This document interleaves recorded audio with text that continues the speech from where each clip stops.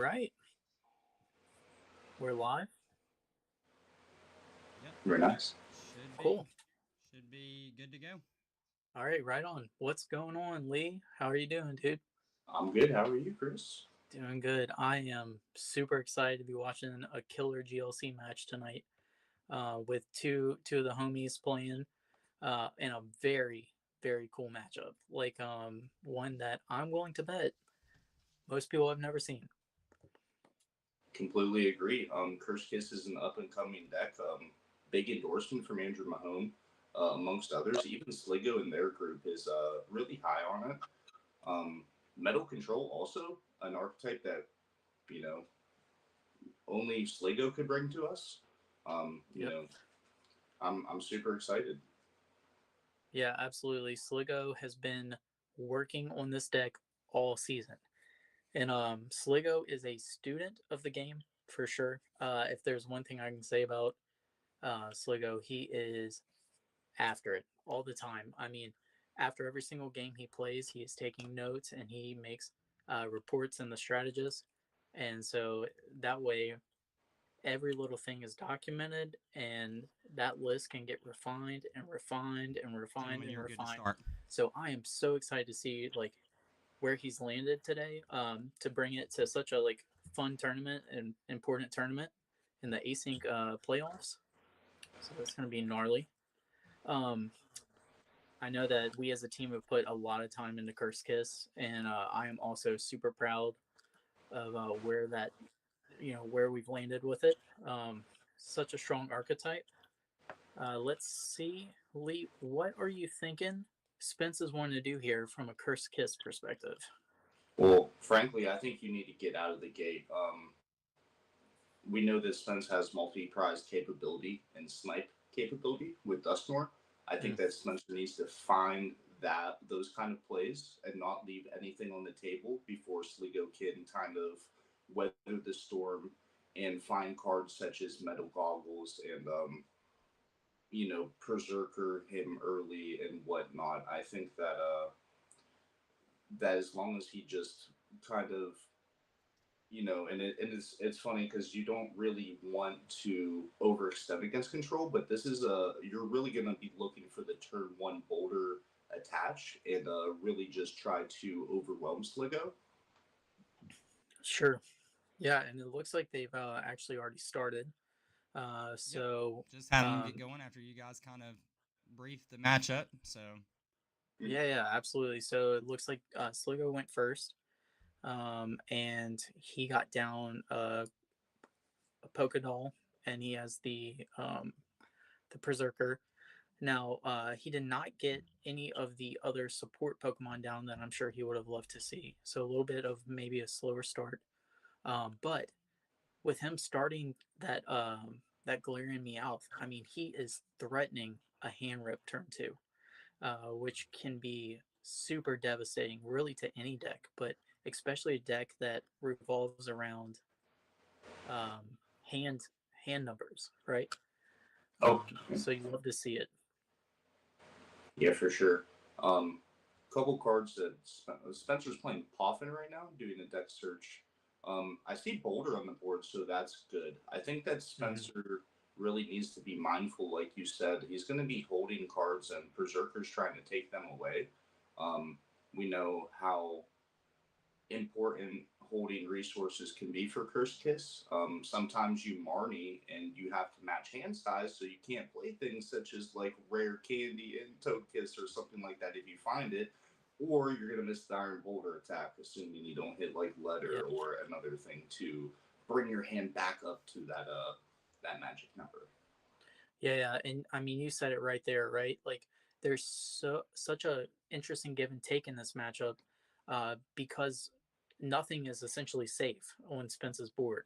I mean, like Mm-hmm. from energy to even cards in his deck, because Sligo is playing Handiwork, and then you also have the Berserker, and that's gonna be putting him, Spence on a big timer because it's like, what's the right play? Do I hold this?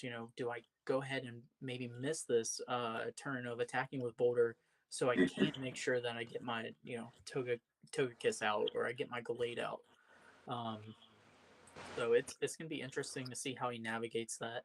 I agree with you. I think that he needs to be on the offensive big time and just start putting a lot of pressure, especially since Sligo missed the you know the initial like support or like filling his bench with the guys he wants. So Mhm. Yeah, see, Spencer just played letter, and we were talking about this a little bit before too. Spencer only plays 8 energy. Three of those are special. We did fit letter into Curse Kiss, but there's only 5 basic energy, and that's assuming everything is available. And mm, the only recursion is Tulip and Night Stretcher for energy. So at maximum, he can pick up 5 basic energies. So stuff like playing the letter and having to hold one, and Sligo having access, maybe he has reversal or counter in there. I think that it makes a very interesting angle from Sligo where he can energy deny him and kind of just lock him out of playing the game. Because Spencer's going to have to find those 2 very specific cards to get energy back, and he might have to overextend finding them. yeah, Letter, like I said, Letter's already accounted for right now, and he's going to be holding at least one. So Sligo flips one heads off the Berserker. yeah, that could be it. And we see the D Valley and the energy attached. So Oh my if he has the goodness. pivot, I can't quite make out how much. Okay, so we see a filch. All right, Yeah. so it's Sligo's turn here. Let's see if he can set up a little bit more. Mm-hmm. Yeah, again, I think right now Sligo's like really probably wanting to get the Berserker on board and start attacking those resources, as well as start setting up maybe Archalodon. Yep, and there it is. That's fantastic. The Evo Soda is such a great consistency card. I am a big believer in Evo Soda. Yeah, we knew you would love that. Yeah. We've seen Spencer play Trainer Mail. I couldn't quite catch it, but I might have seen Mysterious Treasure. So we know that Spencer's holding at least an energy and treasure.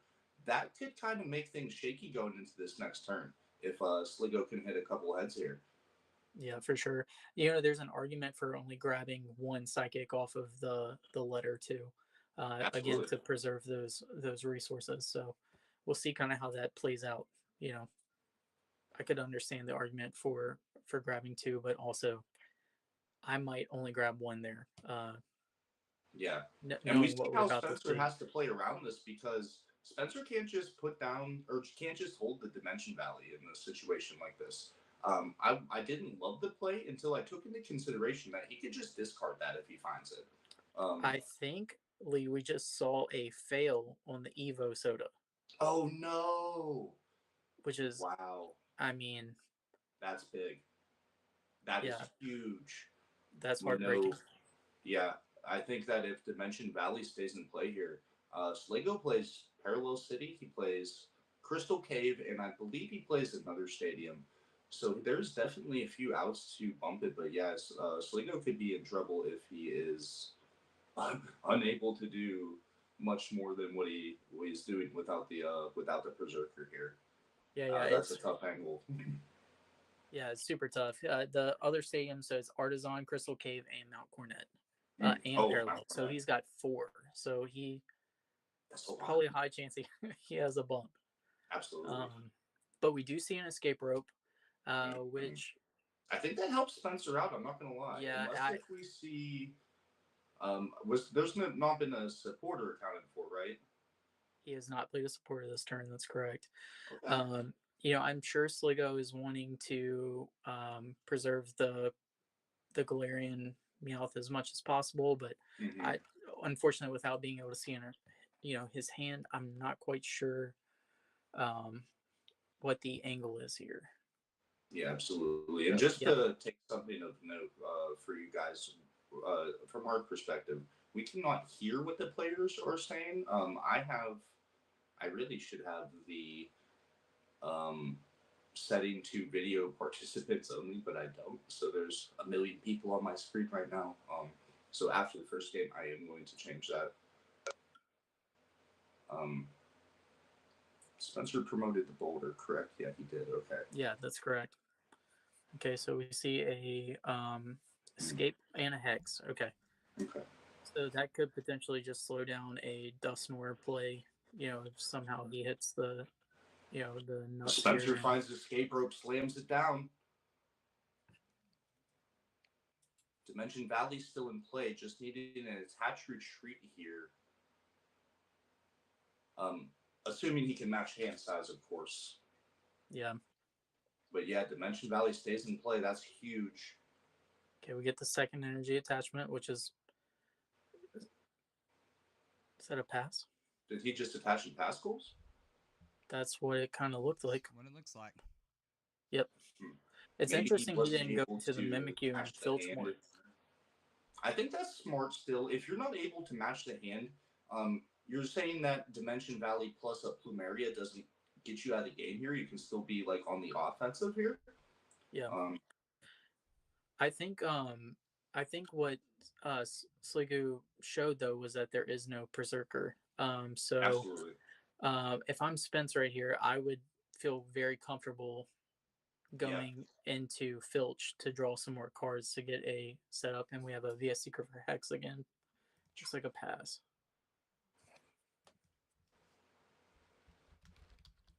Because again, tools are a very important resource in this matchup. Count is playing quite an interesting Pokemon in Malmetal, I believe, and it does 250 damage, which is absolutely insane. But you have to discard a tool on it, and in order for Spence to do that with Mimikyu, it's kind of slim pickings for him because he's only playing 2 tools and a float in a Evo Soda. So, I mean, he definitely has the mystery energy, which is really strong here. But it looks like there's another pass. Goodness. All right, 10 cards in hand, or no, maybe just 1. Yeah, sorry. Yeah, so Sliggoo, he's playing very smart. That's a whole nother part of this matchup that comes into play. It's like, hey, like I might be able to like burn down my resources and control you from ever attacking just from Absolutely. Yeah, the best players, especially control players, will identify that. Okay, Boulder's like how you win. How do I prevent that, or at least mitigate it as best as I can? And without cards like Curlia and Xatu out right now, it's really hard for Spencer to find the plays that he really wants. So we discard the Dustmore here. It's an interesting one for what what would you be looking for right here with Quick Ball? I do not see Curlia or Rolls. I'm sorry, Natu. Yep. That Natu is also a card we were talking about a little bit. There's a lot of things. Well, by a lot, I mean the Reverver mainly, but a couple other things. Natu after a Dustmore hit or even a Dusclops hit can take 2 prizes on its own, like without the Togekiss. And I think that's going to be a strong angle to take. He wanted to take, a 5 prize turn tonight in some combination with this Natu. Funnily enough.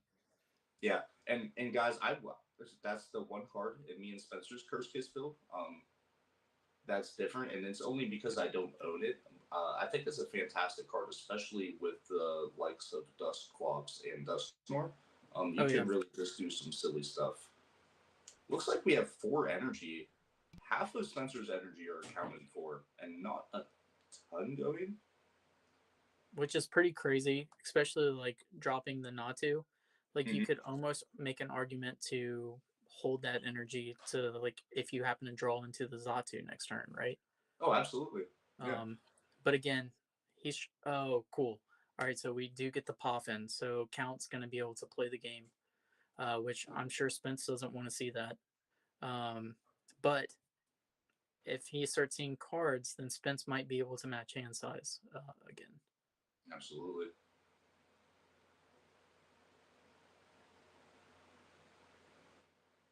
I think something to take note of too. Togepi has a attack that shuffles and draws a random card from your opponent's hand. No, Is that Togepi? Let me look it up real quick. I hit Spencer with a similar thing. I evolved into a Floette, and I shuffled away his Chorus Tenacity when he was playing Drago Box against Turbo Fairy the other day. So, like, little Prevo attacks can matter. Yeah, Absolutely. He is playing the whiny voice Togepi, which lets you, for 1 energy, shuffle a random card back from your opponent's hand into their deck, which is, definitely not the worst thing that you can be doing for while control. you are, dead drawing, for sure. Mm-hmm. I can't believe how long this Dimension Valley has stayed in play, if I'm being honest. 4 stadiums? Man. Yeah, I know. It's crazy, but he has only had 1 card in hand. And seeing the Gladion there is huge, right? So, like, he can start really going after that hand. Oh yeah, absolutely. Assuming that's what he grabs a pivot out of this. So even if Spencer's able to find a play that matches hand size here, Sliggoo's gonna have, access to that exactly. Did we see what he grabbed by any chance? Was that? Did you see what he took off of the Gladion? I did not. Because there is a world where he doesn't grab that, right? Like, he could need another resource versus that. It still looks like Spence has so many more cards in hand than Sliggoo. I'm not getting the best read on it. I want to say 3 or 4, but I mean, when you're playing with around a 0 or 1 card hand, it's really hard to, and especially against control, because you don't want to overextend, but you do kind of want to. And there we see a filch from Spencer. Filch, yeah. Which, honestly, he could have been filching this whole time. Mm-hmm. If he could have even started filching since probably last turn is when he dropped the psychic on there. Mm-hmm. Yeah, I would have really liked to see him find like a supporter or some sort, because Sliggoo's, like, even if you have to play a Judge or a Marnie or something like that, you really just want to be taking prizes. And there's the bump. Mm-hmm. Yeah, because inevitably, right, the more time that you give control, that's kind of the game that they want to play. Yeah, you want to end all it. About the time. Yep, and there's the Duraludon, so we're about to start seeing, Sliggoo might shift into some offensive pressure here too. There's a world where, with the 180 HP of the Archaludon, where he can apply so much pressure, that combined with Metal Goggles, preventing the damage the damage counters from Dusknoir. I mean, we're looking at least a 2-shot lead. I mean, yeah, absolutely. Yeah, Spencer's going to have to find the field blower at the right time. The Metal Goggles, I think, is the X factor in this matchup. Without Dusknoir, it's just Kiss. It's not Cursed Kiss. That's taking out half of the deck strength. Being able to protect those assets, and a guy that naturally you just can't 2-shot, or that you just cannot 1-shot anyways. Cape pulls a cape. That's really good. That's gonna put Spence at a weird spot too. It's like, okay, am I gonna have to answer this cape, or Spence knows that he's playing Goggles, which, I mean, you want to save it for Goggles, and then also taking more prize cards off of a Luxcape Pokemon is not a bad thing. But it can just make your life obviously way more difficult depending on the scenario. So let's see. We have an attachment to the Duraludon, and Duraludon has a great attack. Like, oh my gosh, are we going to see a knockout on the Togu? Yeah, Togepi has a weakness here. Yeah, which is huge. So he can accelerate energies potentially while taking knockouts. That's just such a strong way to excel your board and to get ahead. We know Spencer's had all this time to build up his board, but there's not really a whole lot to show for it, if I'm being honest. I mean, nobody is evolved. You do have the 2 energy on the boulder. You have an energy potentially for the Mimikyu. Um, Yep. Well, you know what though? I mean, this is pretty important that Spence is like seeing this, is that there is a Duraludon in the active spot that has does have the cape. So there's a world where he can take the blower here and knock out the Duraludon, and then also have the same turn where later on he can gust up the Duraludon again mhm. and knock it out before it becomes the Archaludon, where Goggles doesn't matter. So this could be huge if he hits blower here. That might be the only, I think, argument where you could save blower. But hitting in, we know that Sliggoo does play uh, Cape and Acerola, which control Here decks we go. love to be Buckle able up, to boys. stall Team like Ace that. is on the table. I mean, We do have, the world is his right now. Spence yeah, and has a lot of options off of his teammates. a reminder too is that the Dusknoir is in the discard pile. That is true. Mm-hmm.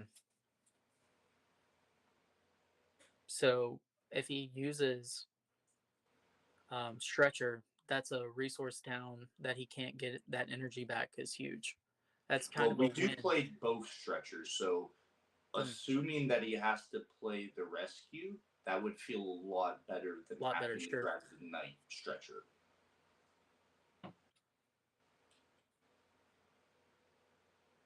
Looks like he's set on one of those cards. I couldn't quite catch what it was.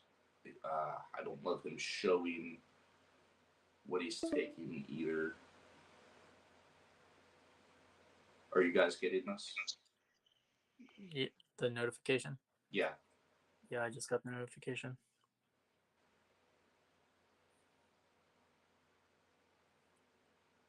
I don't know if you've seen that, Logan. I got it. I'm on it. Okay. Spencer looks like he made a decision with teammates. I saw he was potentially eyeing up the Zatu. Okay. Rare candy. Into the Dusknoir. We must have missed something. Maybe it was the middle evolution that hit the discard The pile. Dusclops. Yeah, I think that might have been. It could have been.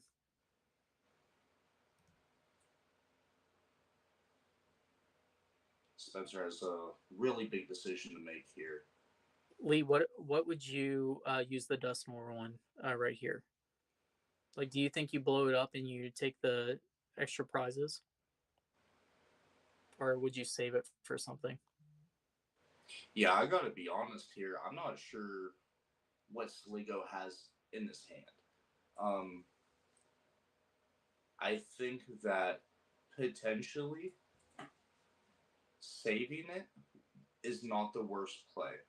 Um, Spencer has not taken a prize, so that's one thing he actually has going for him in the front of like worrying about like the reversal energy plus like our Chaldon knockout. So like I wouldn't even hate swinging with the boulder this turn and then kind of seeing like what you have next turn. Yeah.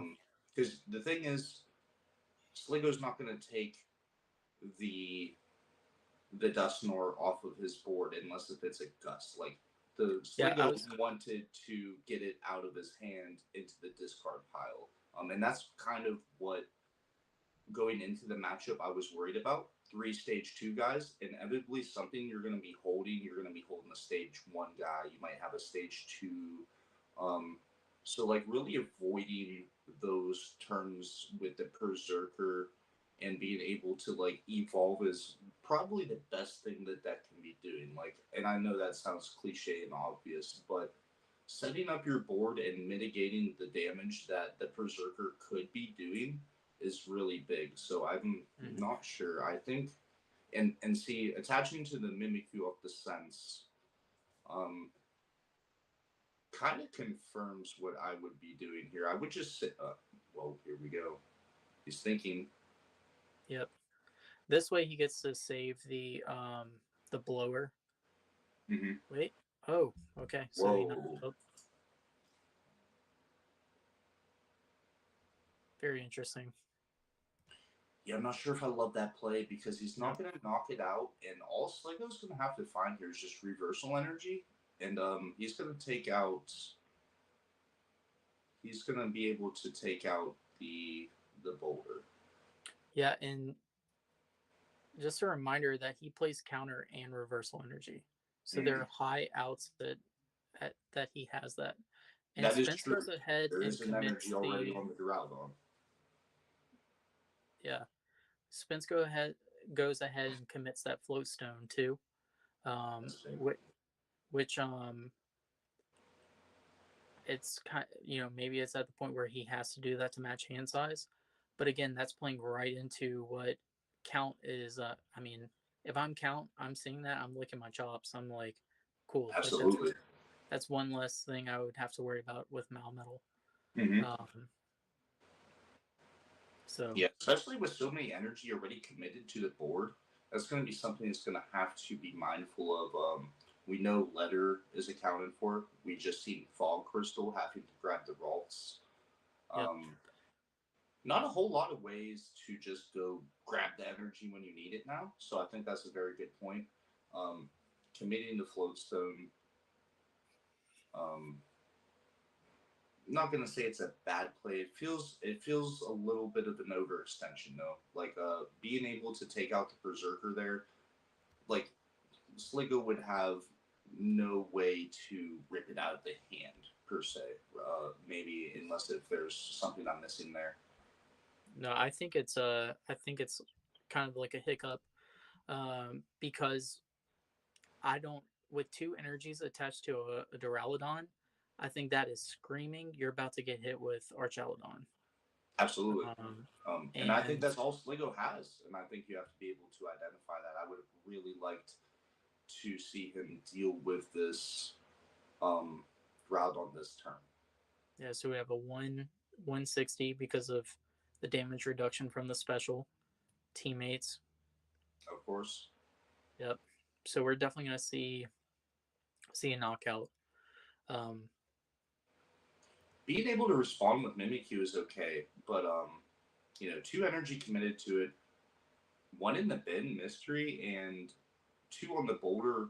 I'm not sure if there's any other that are accounted for, but you're gonna be looking at having to find Tulip yesterday to be able to keep the pressure on, because Mimikyu is fantastic, but it's not a proactive attacker. Mimikyu is only as good as what your opponent's doing. Sure. And without Togekiss in play, like you're really, really falling behind here. Absolutely.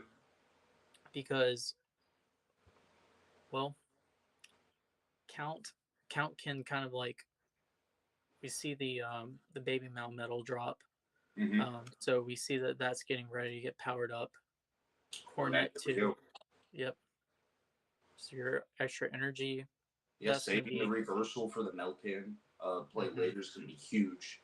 We know that Spencer only has the evolution TM to be able to copy that big 250 attack after this. And I think that's going to be something that we need to watch looking forward here. We knew one of those was going to be Duraludon. Interesting to see what other card he grabbed. Was it? It might have just been straight up the Meltan. It might have been that important. Yeah.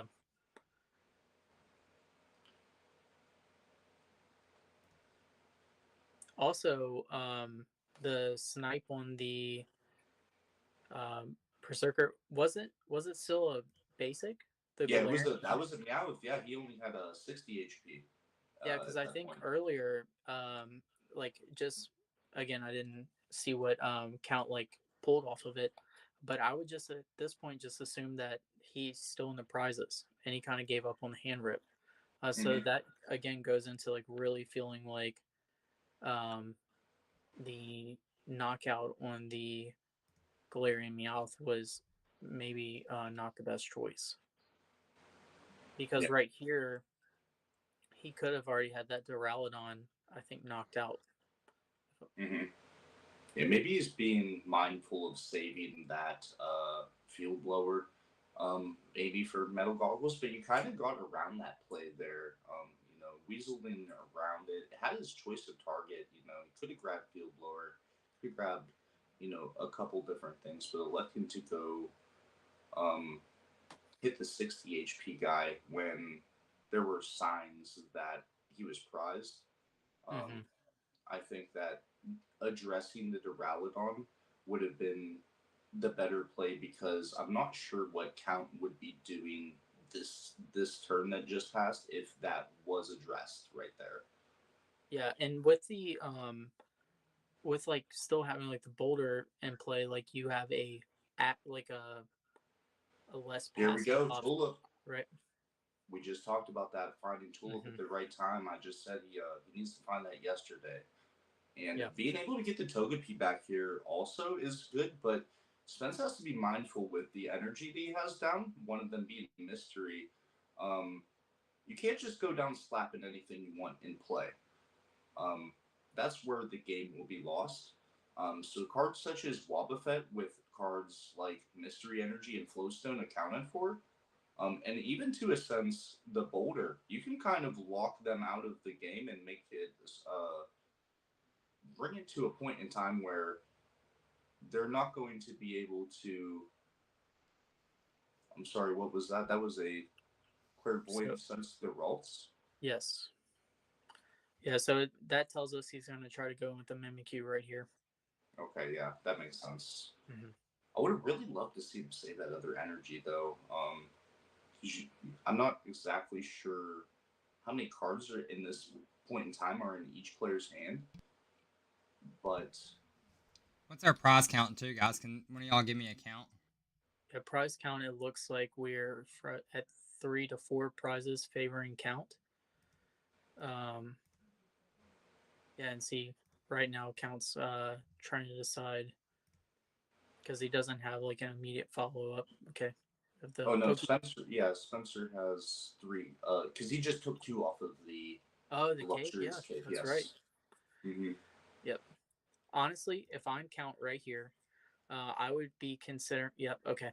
I was gonna say I would start considering going into like a Dialga spam route and just like starting to hit the energies, especially seeing that Spence attach the energy to the Ralts. It Mm-hmm. tells me clear up like okay, like if I hit an energy here, D Valley's gone. So like the resources to be able to keep on attacking with Boulder or Mimikyu, because Mimikyu is not going to be doing too much. Um, but Spence can get some important resources back too. That's a whole another fun interaction. Is mimicking the Dialga. So Absolutely. I love that play actually. Spencer being able to get back at this point something like the tulip, like rare the candy. tulip, the rare candy. I think the rare candy could swing the game if he is able to search that out because we have two things on Spencer's board that are able to be candy next turn potentially. Yeah. I also really would like the tulip, as you said. Count could be going into an energy spam angle or energy denial spam angle, and Spencer could really protect himself by grabbing a card like Tulip, or he could be more aggressive. I believe that said 9 cards in Spencer's hand. Is that what I'm seeing? I see Let's see. 6 and Yeah, I 3. see 6 and 3. Yeah, so Spencer, it leaves you thinking what kind of cards he has in his hand. We know he has stuff like Lusamine and potentially like Gladian unaccounted for, field blowers unaccounted for. We know that he has at least four. I'm sorry, one more basic energy in the deck. Four are accounted for. So yeah, that's one thing definitely Spencer has to keep in mind for sure. Um, Yeah. he's gonna have to get a lot of value out of this next turn. Yeah. It's actually feels like anybody's game right now too, which is really cool. Mm-hmm. Especially given like the crazy start that they both Right, had. right. Absolutely. Um, it's pretty wild that it's like, you know, both people have kind of stabilized a little bit. Um, you know, even though Count can start doing that, he has a lot of um, energy that he has to attach in order to attack. All his Yeah. attackers require a good bit. And notably, the prizes are tied right now, 3-3. Yeah. So reversal isn't just getting you in there right now. Yep. I'm sure that's evident by the basic metal attachment to the metal. He did find U-turn boards, so we could potentially see Count be able to respond time and time again with the metal here. If he gets just 3 manual attachments, that could be trouble. Well, he is playing the metal saucer, so he can. Ooh. Yeah. He can get in there a little bit. Yep. See, speak up. Is that what just happened? Yeah, he played the metal saucer. Wow. Boom. Yeah, so now he's really putting spins on the clock. Can anybody see what tool is on Dialga? Is that the metal goggles? Let's see. It is goggles. Goggles is committed. Okay. And look, we have a psychic resistance. It looks like on the Dialga. Yeah, is that correct? Dialga does have psychic resistance, which that might come up here. Yep, coming up. Yeah, so that back. tells me that Count is like about to go into this reoccursion game where he is banking on There we see the floats don't get hit. Essentially not getting knocked out, right? Like if he can prevent the hand from Spence like matching hand sizes, then he is in a good spot, because with that resistance, Spence's attackers aren't getting there. So he's going to be able to Acerola loop it. So Spence really wants to find blower and knock that thing out ASAP. Yeah, absolutely. Like you said, the resistance, and the metal goggles also does minus 30 damage. Dialga is sitting at a natural 130 plus the 30. Minus the 20 from resistance is enough to push it out of the iron border range, and that's huge. That's massive. Yeah. Huge. So again, I also think that Spencer has to be very careful of what he does here with leaving the Mimikyu in the active, because I believe Count grabbed Versus Seeker back, but so I'm actually not sure if the metal could attack next turn, but if the Mimikyu is to leave the board when the metal is attacking, I think that smells trouble for Spencer. Yeah, and Count did get the field blower, by the way. Yeah. And so now that's gonna put Spence really on the back foot with making sure he promotes the right guy. But right here, Count, I'll tell you right now, Count's kind of in this lane where he can really fall back on Acerola looping. And then, because what he effectively has 180 health, right? And that's just not going to happen with Spence's board. So Acerola is about to go live, and that's going to make it really, really tough for Spence to be able to match hand size, because Count can also have access to the Rever Room. So, like we're saying, like he can go up to 6 every turn. Yeah, that's kind of what I was saying earlier. Even rebenching the boulder and committing to it's risky, because with the Rever Room on the board, you can kind of play around that. Without the Ralts and the Xatu both, it's going to be a lot harder to get to 6 consistently. A play I would really like to see Spence go for, and especially if he has access to using the Dialga's play a few times, is straight up going into a Wobbuffet and getting a KO that way. I think that would be really cool to shut off like the draw, if he's having a hard time, and maybe getting a really good disruption play. We're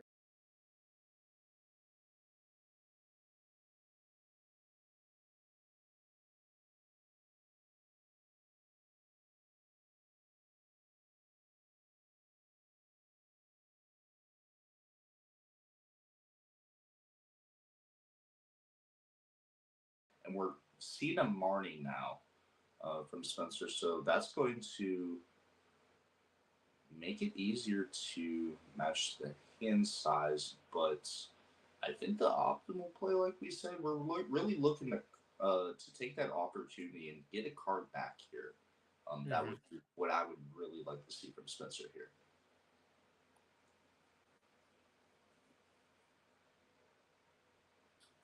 And then also giving Count another turn to like get his resources in order where he can start using Plumeria and he can start using Faba if he needs to, but doesn't look like Faba's doing too much right now. Okay, that's huge right there. There's an attachment. Oh, he's coming for it. I'm not sure if Spencer realizes that that's not a knockout right here.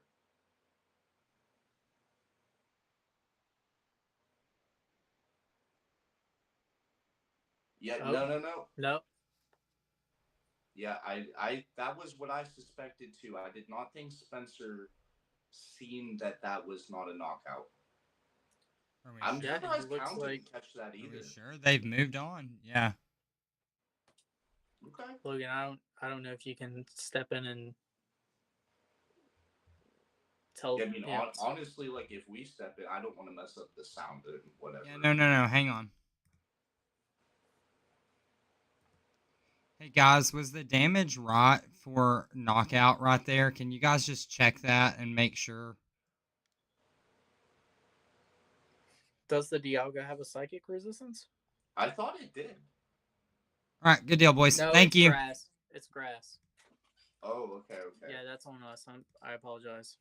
Yeah, and here we thought that was such a masterful play from Count, because the math really would have been. Yeah, no, they mapped it out for me. Really would have been crazy right there, right? That changes absolutely everything. Absolutely, yeah. Yeah. Count said that he had effective 150 HP effective in that instance. Yeah, so going through the list just to confirm for the future, the only Pokemon that is resistant to Psychic is Jirachi. Yeah. Yep. So I should know that from playing Eggmill against Count as often as I have. But anyway, yeah. So we have an Iono from Sliggoo, and that's going to be a reset to 2 to 3. It looks like. And I'm not gonna lie, Lee, if we can get a Reverum draw over here, it might be looking a little tough for Spence to match hand size, and that's a lot of resources to be able to move that boulder out of the active spot. Absolutely, and if I'm being honest too, if I'm Sliggoo and I can find the Melmetal attack here, I'm telling Spencer you don't have an energy and Evo TM in your 2-card hand. Yeah. And guys, just to let everyone know, the notification that we got was that the call may end in 15 minutes from when we got it. I think we're getting close to that time. Hopefully we just pass it right by and the call continues to go. I did some things on my end to, make it to where we have extended call. But if it does go down, then we may just have to restart the call. But the stream will stay up. The tabletop will stay up. Our cams and, volume will just go out for just a few seconds till I get it sorted. But no biggie. Cool. Sounds good. Yeah, I think it makes sense too if he can to like come in and start powering up the Melmetal with the Duraludon as well. Yeah, absolutely. I know that Togetic at this point has also has a metal weakness. It's funny. There's a couple of them guys in there. Notably the Ralts, Togepi, which there it is. By the way, he's got the counter energy. Okay, so yeah, we're seeing that on the U-turn board. So he's going to be able to spam that over and over and over again, which is just such a cool combo. And you can correct me if I'm wrong. I believe the attack cost is metal colorless.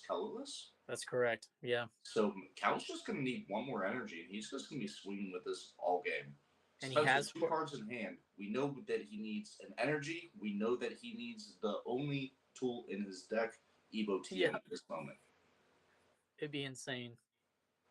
Yeah, he would be a sack for sure if he found that play here. Gear. All right. That's a start. If he finds Arvid, I'm going to flip this table over. Well, he still needs the energy.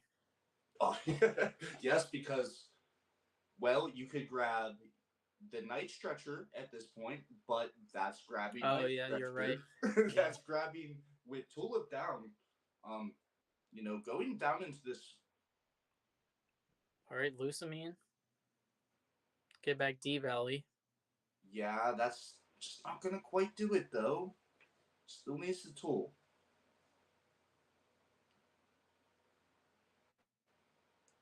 How many? Yeah, he used Revervroom, took a prize, so I'm not sure that Spencer's getting up to that hand size of 7 here. With that many energy accounting for, we're not going to be seeing Clairvoyant Sense make a big factor. I believe there's only one that is potentially still in the deck, if it is available. We do not see Curlius, refinement. We would have really loved, I think specifically Arvin would have been. The attachment on the Ralts is really hurting Spence right here. Yeah, and you identified that right away. I completely agree. That could have been another turn of Clairvoyant Sense. That could have been, several things. And maybe Spencer had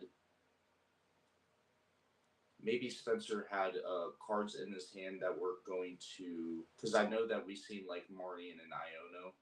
Maybe he was thinking of like another player, whatnot, that may or may not have been just taken out by that, or maybe something else came up. I'm not quite sure.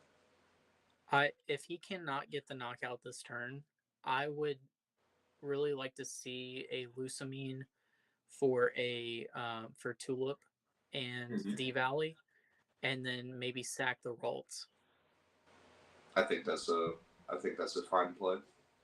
Because like you get, okay, we got a Marnie, so he's gonna try to Iron Boulder it, and that's probably a more consistent way of dealing with it than trying to find that one tool. I see that. Yeah, because correct me if I'm wrong. I believe Versus Seeker's still out for Spence at some point this game too. I believe he has not used. I believe it's counted for.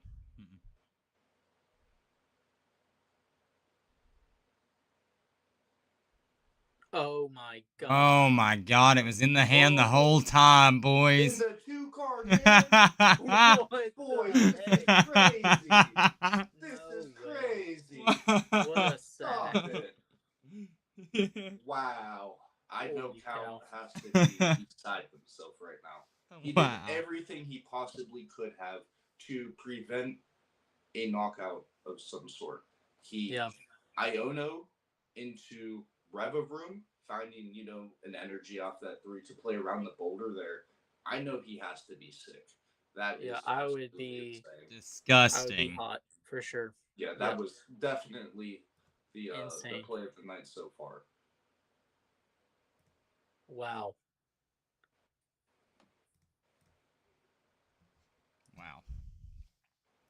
All right, so where does Count go from here?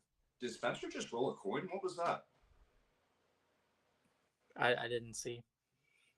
Oh, maybe he was like humoring us if he had Togekiss there. All right, so we do have the reversal, which is huge. Reversal Duraludon. This is going to get sketch. All right, are we about to see a parallel? Oh no, he bumped the stadium, the D Valley. Sure. Yeah. So we want to see a hand disruption here. If we're Count and we want to pray. Yeah. Sure. Off of like being able to see like a metal energy to draw up with Revervroom. Yeah, absolutely. It'd be huge. Looks or, like it's just an attack. He's already. Yep. It's an attack. So that makes me think. Well, he already knows. Okay. So he knows he has Marnie. And he has 180. So all Spence needs to do is come up and pop him with the Ralts for 10. And then I don't know how Count's going to excel 2 energies to it. Right. Because they're tied on prizes. Right, tied on prizes now. So that reversal is essentially a colorless energy.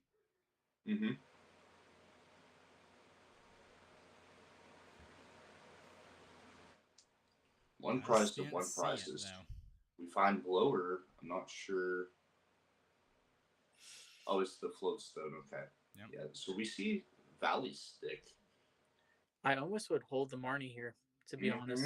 Yeah, I think I the would play not play that you that. pointed out, being able to force the hand size match next turn and fixing the math with the Ralts, ironically, would have just won him the game, assuming he has a card that he could have played. Now, that being said, you also can just come in up here and cash in on the damage with the Iron Boulder, and Sliggoo's still in that same kind of spot, except he just has way more cards to kind of work with than just. I would just hate to see like and I'm not sure if Sliggoo plays like a Malon. I know that Acer Roll is in the deck, but that's a little bit counteractive. Yeah. Are we seeing a retreat? Yep. That's what we're gonna do. So, cash in on it now.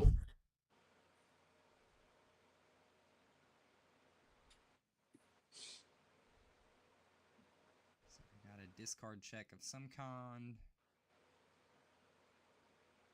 Hoffman to Curlia.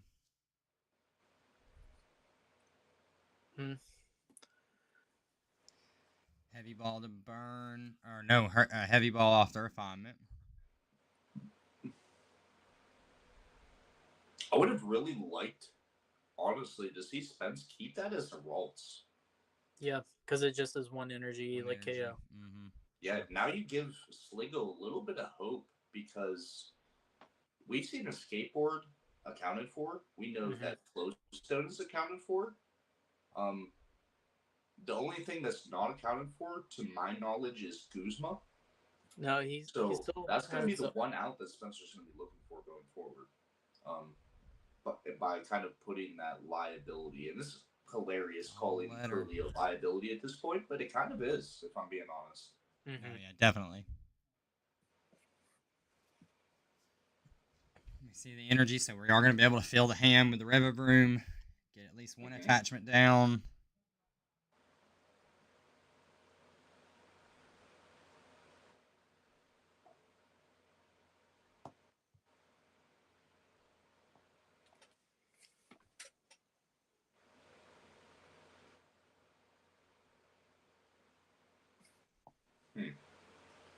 Being tied on prizes, what kind of play is Sliggoo looking for here? Do you think that's what I'm looking for right here? I'm like, surely he can't just be attaching. Is he just gonna?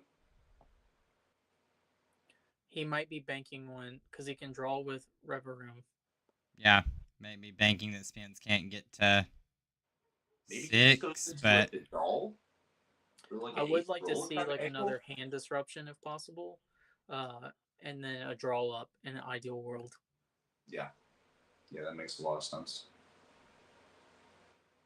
I feel like seeing the letter committed now, you're probably not looking at. Yeah, he doesn't have the disruption. Yeah, playing Cynthia and Caitlin here. Well, so he's expanding the hand that way, thinking that Spence can't do it, but also a Gallade and supporter, to match hand size could get there too. Right. Absolutely. You just I know we've seen Marty play twice, but there's also Judge in the list. Sure. And yep. Yeah, Judge can just get right in there and win next turn potentially. You have Clairvoyant Sense and you have Refinement, so you're going to be able to see at minimum 3 cards, and if you find an energy, you'll be able to see 5 cards.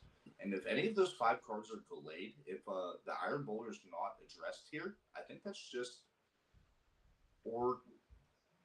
so Spencer would need Guzma and energy at this point now, and to match hand size. Asking a lot, but last turn after the Evo TM Lusamine play into the return Melmetal, I wouldn't put it past him. Looks like he just drawed into something he'd like to see. Just tapping a couple times, pondering if that helps him there. And yeah, there's the Evo incense.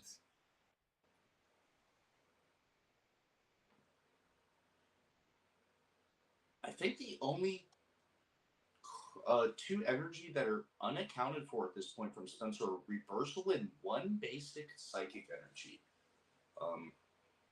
So not only would he need Guzma, he would need the energy to also retreat. We know that Rope is gone. We know that Floatstone is gone. Tulip is also gone. So he does have 5 accounted for, 5 basics accounted for, which it looks like that's all he's running. Yeah. Okay. So Yep. literally just reversal energy at this point. That's kind of scary. And I'm curious if yeah, okay. So at this point, I'm curious why he's not just slamming down that and Judge. Yeah, I think that Spencer may not have the well, the doll is in the active. Yeah. Oh yeah. Okay. Yeah, that's why we have to go through around this doll. Mm-hmm. Yeah, doll coming in clutch here. Looks like we're finding the way of the Toad Kiss. It's crazy. You just need too much, I think. Right? Yes, that's asking a lot. I would have really liked to see the buddy catch. Did we say if Stretcher was accounted for yet? I honestly am not sure. Did Count get Guzma? Yeah, Count got Guzma back. Yeah, he grabbed the Guzma off of the Sin Lin, so I think that. Yeah, does Spencer need to win this turn? Yeah. Or disrupt. Mm-hmm. Yeah, because we know Count has the other energy, right? Right, exactly. Yeah, and that's 140 is the max.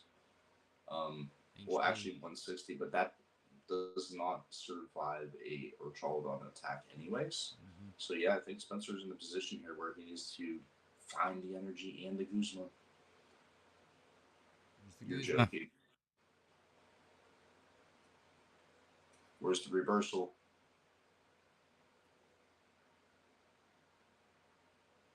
Even if he doesn't have it, say, well, no, yeah, he would have to because he knows that Sliggoo has Guzma. Yes. Yeah, exactly. He knows he has Guzma in hand. And now can't disrupt the hand. Capture was not accounted for. Okay.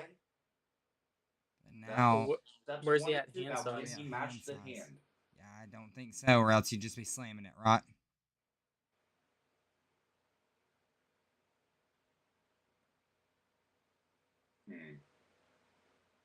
Just a pass.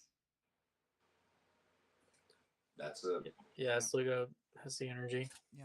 Yep. What a game.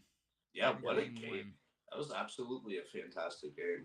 And I'm going to be honest, like, this is pretty fun being able to commentate over with the boys. Not going to lie. I'm having a blast. Oh, yeah, it's awesome, too. It's going great. I'm having so much fun that I actually need to pat my head down because I'm sweating and I need a drink. So I'm going to take a moment to go ahead and get a drink real quick. Yeah, you can step away. It's perfect. All right.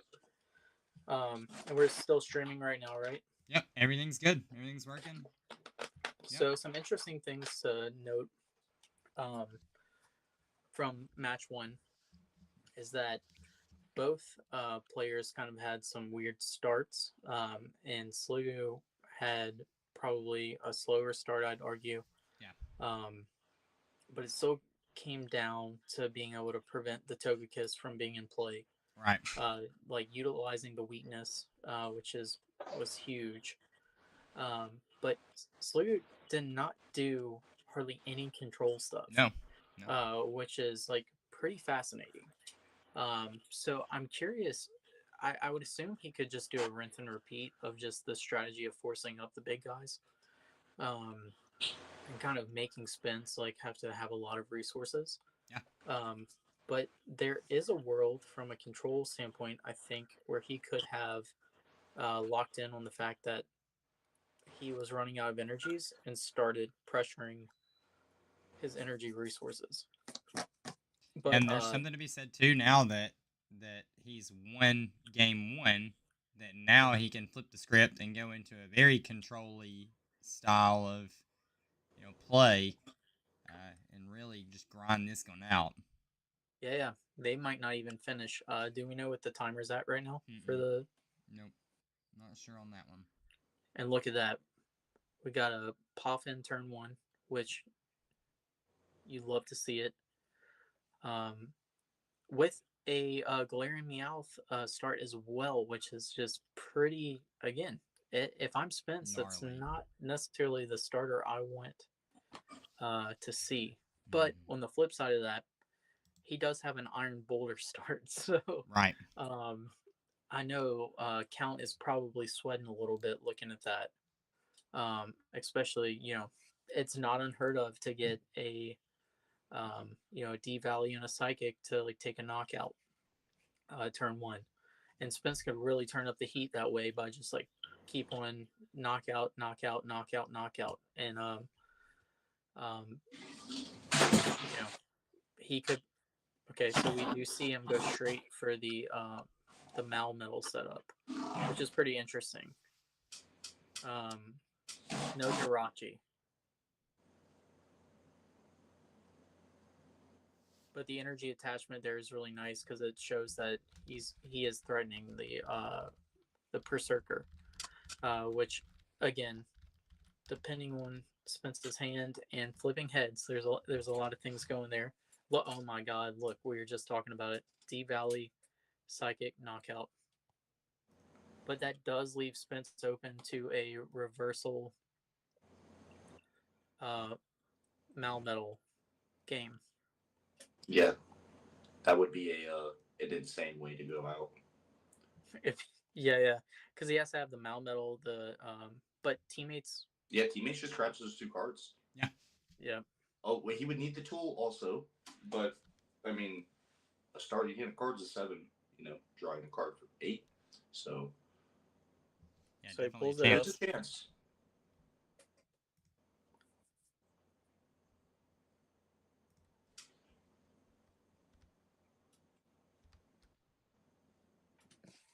I'm trying to right now. I'm gonna look up what the basic does to see if there's any.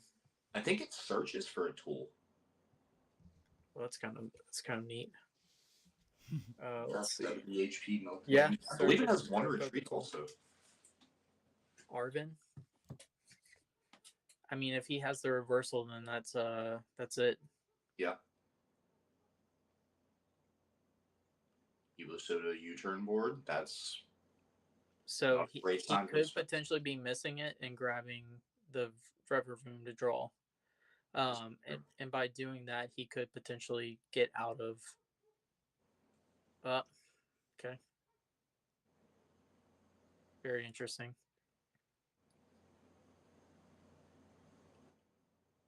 So no fighting, or sorry, no metal energy. Looks like he just wants to play around it for a turn. He might be holding a reversal energy in hand, or like a way to get it in hand, but might need like too many pieces to grab it off of one supporter. Right. Yeah, absolutely. You playing Tenacity in the list and Guzmahala, or just Guzmahala? Let's see. I believe Tenacity is in the list. So there is no Tenacity. It is just. No, there is. Yeah, you're right. Okay. Yeah, it's Tenacity and Guzmahala. Escape rope from Spencer. Oh my God. That's Wow. brutal. Talk about just having everything in hand. Yep. With the capture energy too, like that's Yep. Yeah, that's glorious. fantastic. You could not have wanted a better energy to go there. That's a great point. Being able to just get another body down here.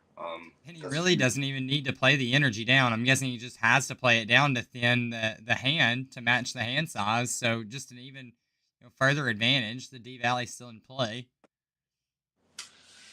Yeah, because he went up positive 2 cards with taking the prize in the Yep. draw.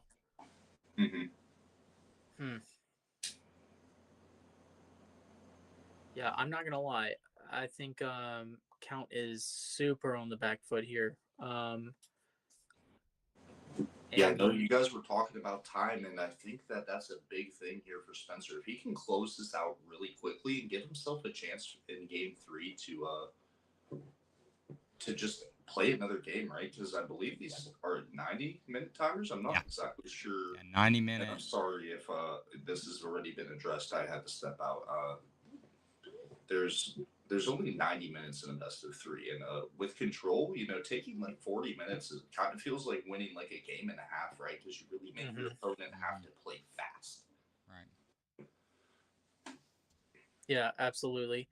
If Count can stabilize here and find a way to, um, really hit Spence's hand and slow down the aggression, I definitely see a world here where this game can go to time.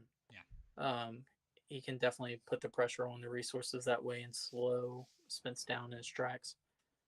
Yeah.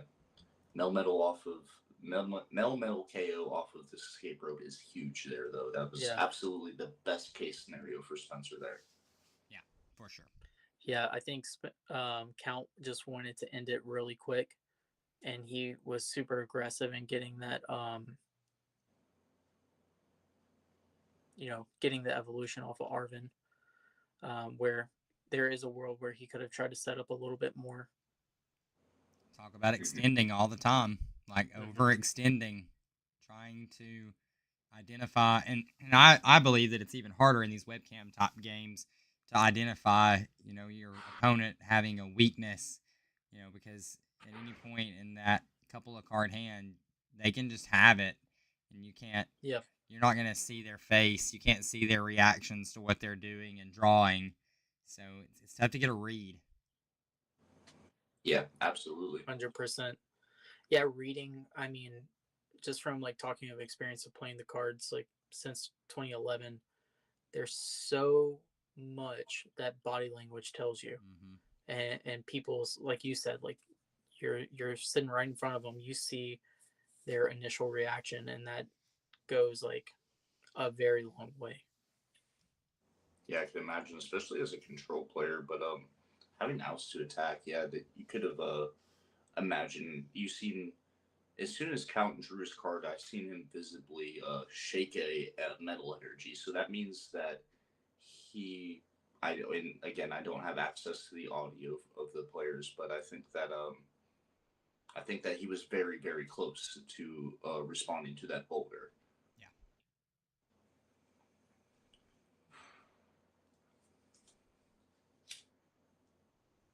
I see Count has not played us. Yeah, he did. He played Cynthia Caitlin. Yeah.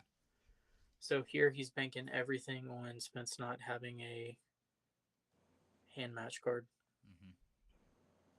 Because he drew a good bit, but bro, that and will help energy you get with an there. Arizu can just hold a couple cards here. Right. Yeah, that's just a big what plus. Game. Yeah. That's what. Counts I him think out. that's what's happening. Oh my goodness! See, this is exactly what we were talking about. You just want to be able to like hit the gas in this matchup. Play bang. Pressure. Absolutely. Pressure. With Boulder, we see how strong that can be, even without the Dust Snort, even without the Toga Kiss. Iron Boulder, one of the premier basics in this format. In a type like Psychic, you just have every tool in the box and just arrays of matching hand sizes, drawing cards, accelerating energy. You could really see the strength in just the Boulder there. Boulder taking game 2 for Spencer. Yeah, so if I am Sliggoo right here, I am wanting to probably try to go that route that I went game 1 and just kind of like start attacking with my big guys again. I don't know time wise if you have enough time to go fully into control. So that's what I was looking at. We're probably sitting somewhere around that hour mark. So probably sitting somewhere around that 60 of the 90 minutes. Okay. Well, you know what? Honestly, maybe there is a world, but Sliggoo would have to play like at a lightning pace. Right. And I will say that his deck is not, from a control standpoint, his deck is not super great at milling fast. Right.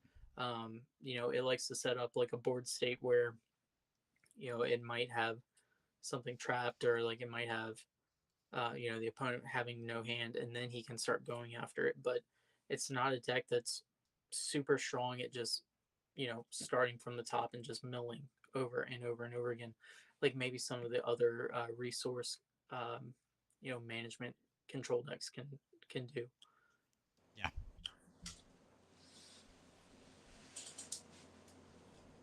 I even like low key would love to see from Sliggoo, like you hitting the energies over and over and over again, prioritizing.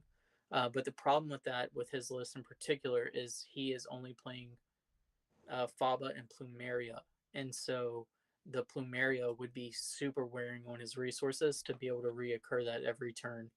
Um, and even though he has draw with a Reverum, like he can fill his hand up to discard those cards. But I mean, you're talking about hitting so much over and over and over again. I think his routing here and what he has favored like in game one makes a lot of sense. Mm-hmm. Mm-hmm. Just put the pressure on with weakness, and I mean Curse Kiss, it can be clunky, right? Like it's playing 3 stage 2s to some degree, Mm-hmm. right? Like so there's a world where Spence bricks here. Not trying to speak that into the match, but there is a reality. But we do see a level ball, so that's a start at getting going, which is pretty important. Yeah. And I'm curious to see if he has the Boulder Surge Plus energy this game too, because that was one thing that was kind of carrying Spencer the first 2 matches. Having the Boulder and energy down turn 1 going first is terrifying. yes, Um, I would even compare it to the likes of turn 1 Okidogi attach. I mean, because you're threatening 170 the second turn in the game, first turn you can attack, and with yeah, I just think giving the pre-volves, like that's great and all, but I yeah, think that's definitely something that has to be noted if it doesn't happen. yeah. I find when I play Curse Kiss, like my optimal turn one is our goal number one should be like Iron Boulder energy, and then like you said, like start setting up the prees. Um, just because I feel like so many decks can struggle just with a turn two Iron Boulder, or Absolutely. turn one Iron Boulder too. Yeah, I mean, let's not forget Guz Mahal is out for Spencer going into next turn. He can just grab something like I mean, assuming he has like a search, you can just go grab Dimension Valley, Retreat, and Mystery, and just be like, "Sorry, Doug, I got it Yeah, in 1 turn instead of 2." yeah, really pulling up on those boys. Here we go. We see Boulder and the attachment The right on attach. cue Yep. with the pass. I mean, I gotta say, like, another fantastic looking Turn one. opening turn from Spencer. Absolutely. Oh, and we see a tag call from Count. You love to see that as a control player. Mm-hmm. It's like you want to see Guzma Hala, you want to see Cynthia and Caitlin. Um, that's fantastic. Mm-hmm. So Count's not playing capture energy, but he is playing artisan, so he'll Mm-hmm. definitely be able to last longer than next turn. Yeah. Um, and I think right here, I don't know if there's a world where this happens other than attaching Floatstone, but I kind of would like to get the Duraludon out of the active spot. Absolutely. We've seen how important that was, the 180 being able to force Spencer to swing twice and or use the Dusknoir to take 1 knockout Yeah. is absolutely something that can be troublesome if you're trying to take over the game, right? Ideally you'd like to Dusknoir, Duskclops, take something out and then attack into the active. But when you have to use both of those resources to like take 1 knockout, that's when it can kind of wash the value. All right, so he got Guzma Hala. Did he get Cynthia Caitlin off of it? I did not see. I seen he discarded Marnie and Tenacity though. Right. He could just be again playing super defensively, trying to lower that hand size, which is always a really strong sign of a great player. Absolutely, yeah. The great ones will do that. They will make sure that, and even preemptively grabbing the reversal. I'd imagine. Yep, here Okay. we go. Hopefully you can see like a little bit stronger of a setup. You're getting to save the skateboard for the Jirachi, which is cool. Um, and you're really the only thing I don't like or that I really want to see is another Pokemon down because we do not want to see another escape rope. Yeah, that would be devastating. Yeah, Stellar so wishing hopefully here, we can get though. a Three search off of times. here.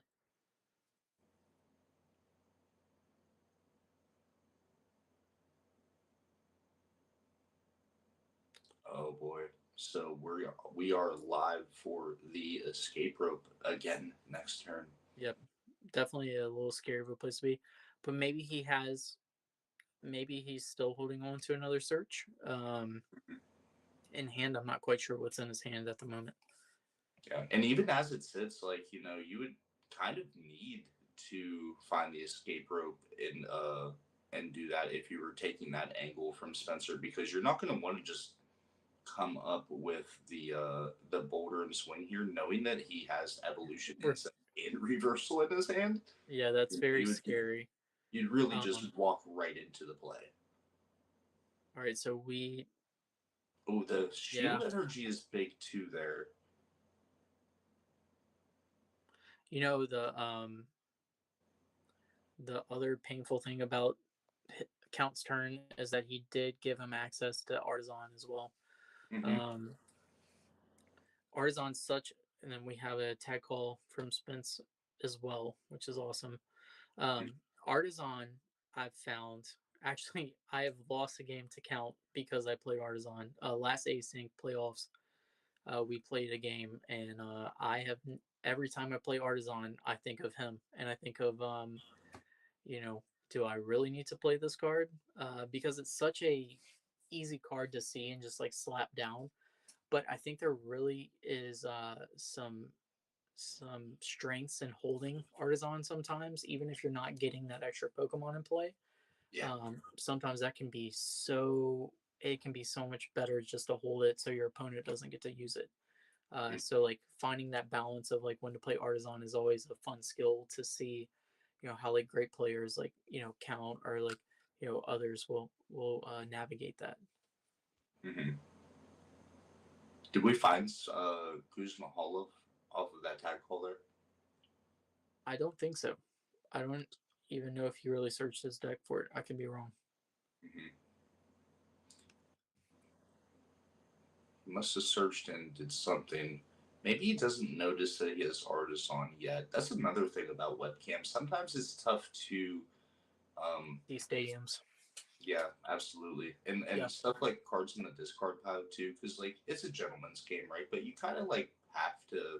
I know at the full grip 3K, I picked up my opponent's discard pile several times. I'll just reach right across and be sure. like, "Let me see that." And that's a little bit harder of a task in webcam. Sure, you can ask your opponent, but like I said, it's a gentleman's game. You don't want to be like pestering and whatnot. But in an atmosphere like this in the async playoffs, this is a high stage. You really want to be, and especially against control. Nonetheless, you really want to be being mindful of every single out. Yeah, you could really be I don't know, saving yourself like some better odds. Like Is that Arvin? I think that's no. I thought I seen Arvin. can't see it. I think it's like in the middle. Arvin could. I was gonna say Arvin could have grabbed escape rope. That could have been something.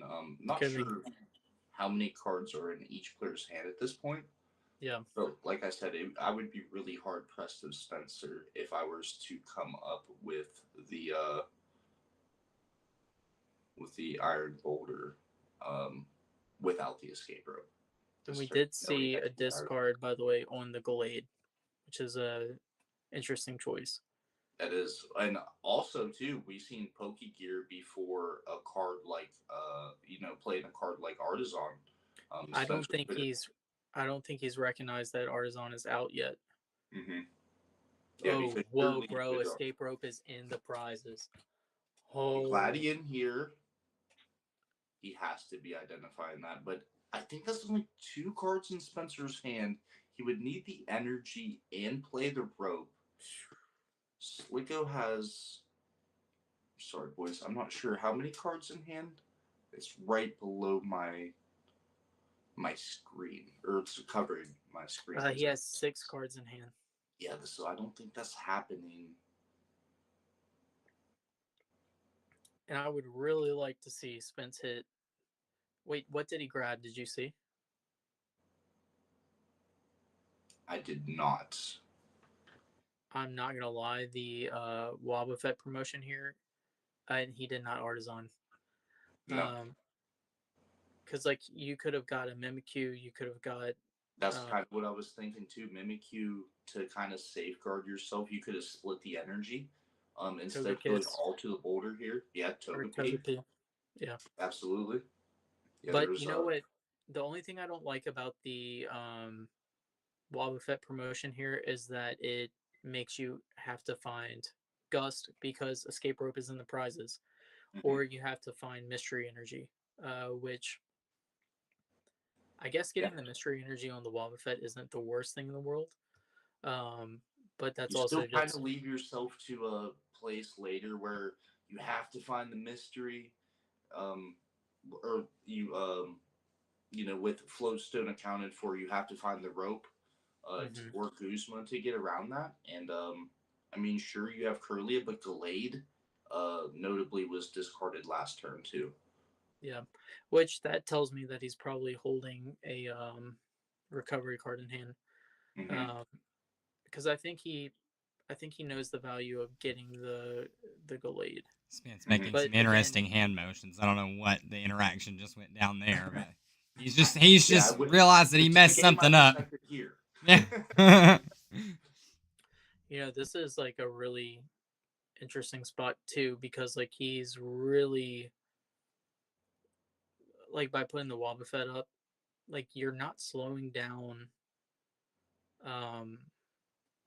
Count too much, because what Count can do right here is he can just sit back and power up all his attackers with the the Duraludon. And because that first attack is, I cannot stress this enough. I mean, I get aggravated with it from playing control against him, because it's so good at just preventing energy denial. And we get the Cynthia. Oh my goodness, we get the Cynthia Caitlin to have that in the discard pile, so we can fuel the first attack, which is fantastic.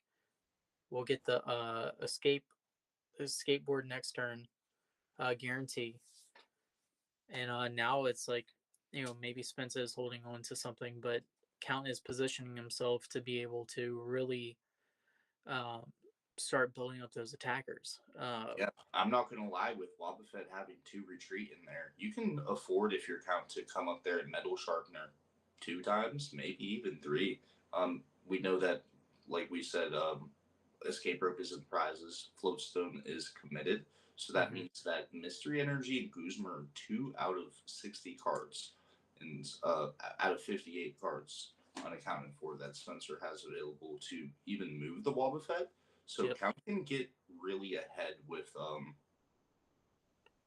and it looks like or we just evolve into the Archaladon. Okay, well he's just literally putting all his resources into the Archaladon right now, and that might signify that he might have a strong Gust play coming up soon. Yeah. Yeah, I do like that the Flowstone is on the Archaladon from Spence's point of view, because that means that you can tag it with the Dusclops if you have to. And we do see the tails flip to pass the turnover. Spence has Field Blower. He's holding on the blower. Yeah, if I'm Spencer, I would not play Field Blower and bail Count out of getting that Floatstone off of the Archaladon right now. Yeah. I think that would be almost the worst thing that he could do. Yeah. We see a Rizu in the hand, okay, that was from the... Yeah, no, so he finally uses Artisan. Yeah, okay, that makes sense. Buying Togepi. I think that's okay. I would really like to, because like we said, Count has 4 stadiums in the deck. Count is in a prime position here to use his artisan and then go into one of his stadiums that he wants, like a parallel or something. I think Spence has to be mindful of that. So I would really like to have seen like possibly Mimikyu, just to kind of mitigate the damage that a gust play from Sliggoo would, you know, like you were talking about. Maybe he has a strong gust play. And I don't know. Okay, so he's got a judge. Yeah, and look, I think your odds at getting that Wildfit out of the active is pretty low. Getting But pretty at low. least Because you're going to have to find the mystery energy and commit it to the Wobbuffet. And at that point, with refinement being used already, you're not going to be able to match hand sizes after that unless if you find Professor's Letter. Right. But correct me if I'm wrong, I think Spencer played Professor's Letter already. So I think that is the only card outside of a Timer Ball double heads that can bring you +2 immediately from the Curse Kiss archetype. yeah, and then also not having access to the Gallade either was interesting. Yeah, you could have grabbed, Gust. Mm-hmm. You know, it would be really great, like for him to end the turn with a TM Evo play here. I would love that. I would like to see that.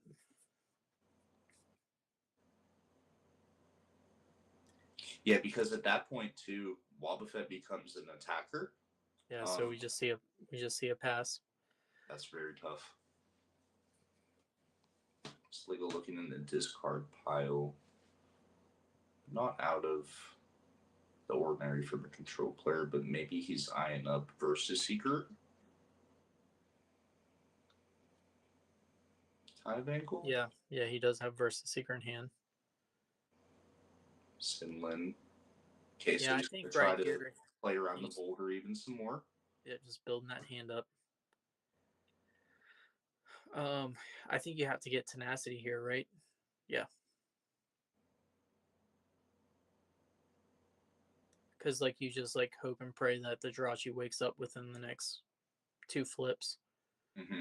and then yeah, I don't know, or that you draw a Gust. Or not. Yeah, no energy being committed from Spencer that turn was was that's pretty huge. rough. Yep. We see the reversal on the Malmetal. So that thing's rocking and rolling. He's getting time to set up his Artisan. I mean, we're getting max mileage out of Artisan this game from everybody.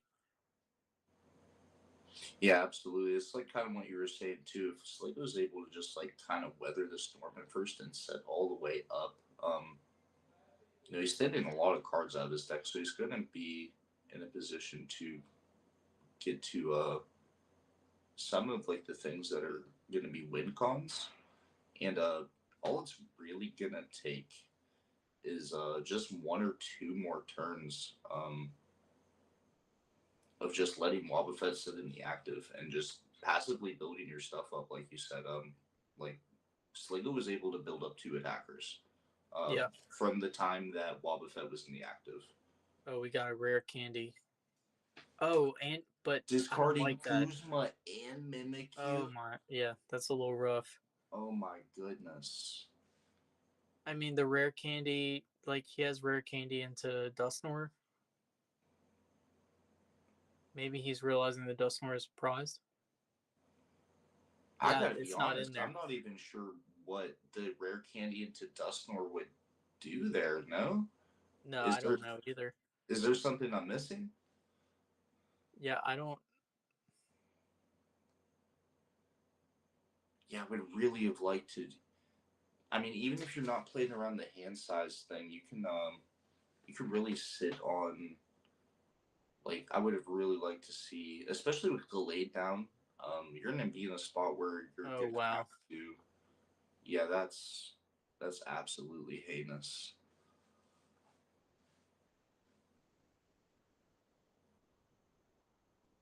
I don't even think you. Yeah, because I think right here, man, I don't know. I just don't get the Guzma discard. Yeah, because that's your now you only have mystery energy. Sligo can just ignore the Wobbuffet on the attacking tip and just kind of trap Spence other ways to have a win con, right? Well, his like 100% his win con here is now. You can just straight up Gus trap the Wobbuffet over and over and over again.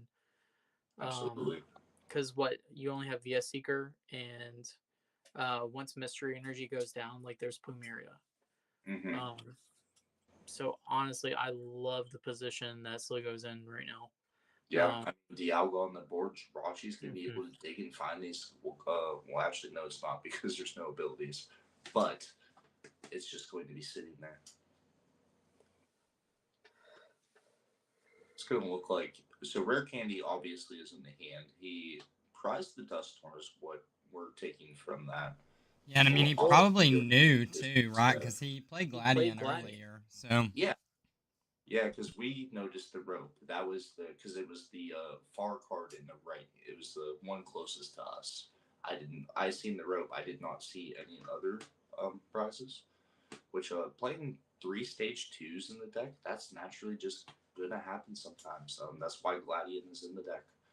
Do you remember what he grabbed off the Gladian? yeah, for sure. I don't think any of us got a clear shot of it, really. Mm-mm.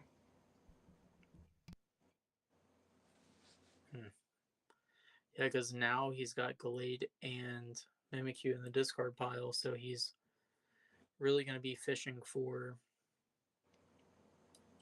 Tulip. Mm-hmm. But again, like using Tulip on those two Pokemon, like that's giving you more There's outs Stretcher. to be able to. Yo, did Stretcher. he just discard the Night Stretcher for 2? He discarded the Rescue Stretcher for 2. Oh my goodness. Okay.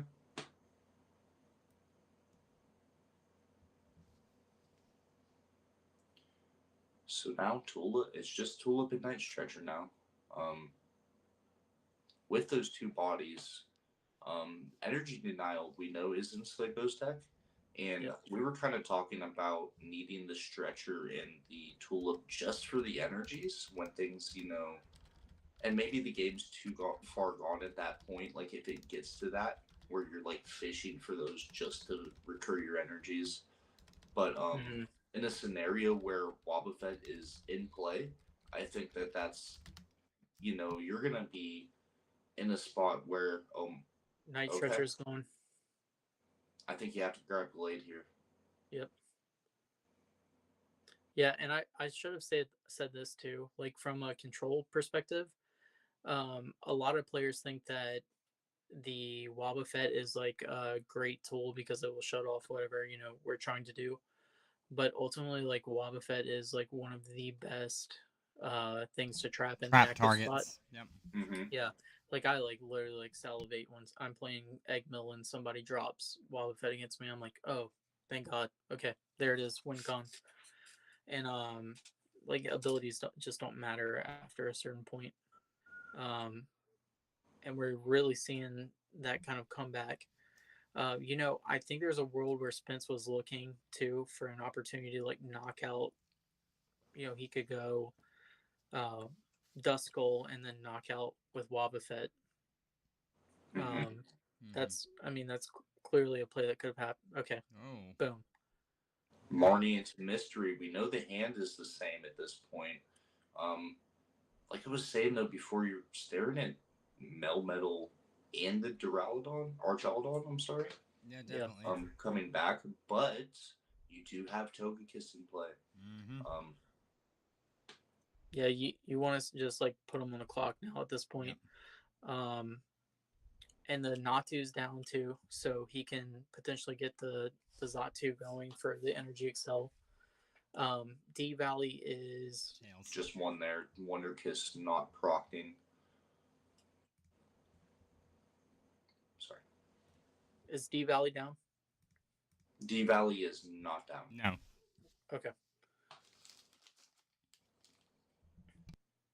You gotta hate that for Spence for flipping the tails there.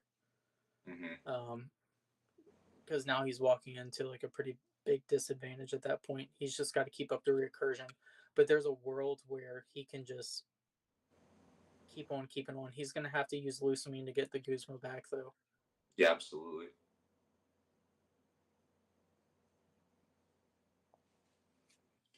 Count playing his own Lusamine. Didn't see the targets there. I missed it as well. See Pokédoll.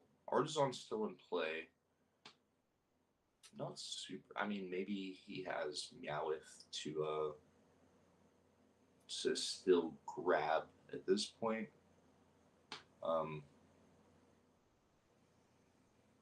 Yeah, just an attack. Yeah, let's see what how Spence can respond here. Again, we're probably looking for a reoccursion and like just hitting into it, right? You really need Mimikyu for this next turn too, if you're able to deal with the Archaldon. Because that Melmetal, you're gonna be looking for another play like what was that game 2, game 1, where Yep. you know you're in a situation where you have to find the Evo TM again, and ironically, the Evo TM becomes the card you're looking for, not in turn 1, just because you're trying to copy the Melmetal attack cost, being that Flowstone is on that Duskull. There is a world here where Spence can come up with 170 again.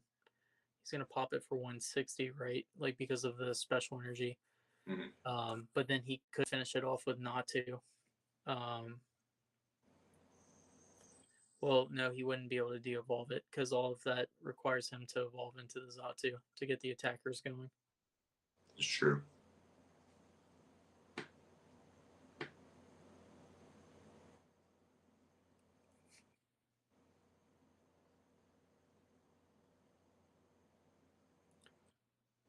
Yeah, if I'm Count here too, I want to start attaching like a little bit more energies to my board. Mm-hmm. I think he hasn't got energy attachments over the past maybe 2 turns, right? Yeah, he kind of bought himself a lot of time from the promotion from Wobbuffet from Spence. I think I don't think he metal sharpened her. I think he was just manually attaching. Had that turn where he went into the Melmetal with the reversal and then just manually powering up the Archaldon. Having a few turns to do so is huge because that's control. Like that's really the one thing you have to ask for is just like the time to be able to play the game, right? Exactly. Yeah, because I think you're at such an inherent disadvantage. Like if you're trying to play this like back and forth game of taking KOs, and just like giving you like extra because like he still has counter energy available, right? Which is huge. And grant both decks play both counter and reversal. So there is like a little weird kind of interactions you have to like filter through. But regardless, you're giving just like turns to actually attach. And then there's going to be turns where Count could even come in with some energy disruption and kind of put a dampener on the board. But right now we're looking at a board state that has the Gallade as a gust target too. That's another like prime example. You can attack, but you're not going to be able to consistently attack over and over with like shifting the energies to the back, and then also just like energy denial too, because like Glade is really bad into energy denial. Mm-hmm. Yeah, moving in energy. Sometimes you go Dimension Valley plus like counter or something, and then you're sitting with a Gallade in the active with 0 energy on it and 2 retreat. We do see the Tulip. Yeah, it looks like the Buddy Catch was for the Tulip. Yep. Mimikyu 2 energies. I didn't see the. Was it the Zatu or did he The have boulder. Grab the boulder back. Boulder? Mm-hmm. Okay. Going to Mimikyu though. I do like the Mimikyu play here. And the Zatu was already on board, so Clairvoyant Sense would put the energy on to Mimikyu. Still have an extra attachment for turn. Gonna go on to Glade, it looks like. That tells me as Dimension Valley in hand. Mm-hmm.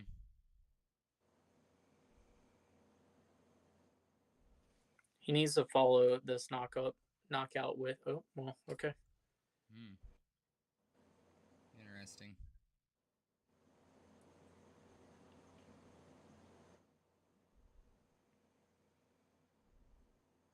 He has to have Dimension Valley or else he's not attacking, right? Am I missing Right. something? No, you're not.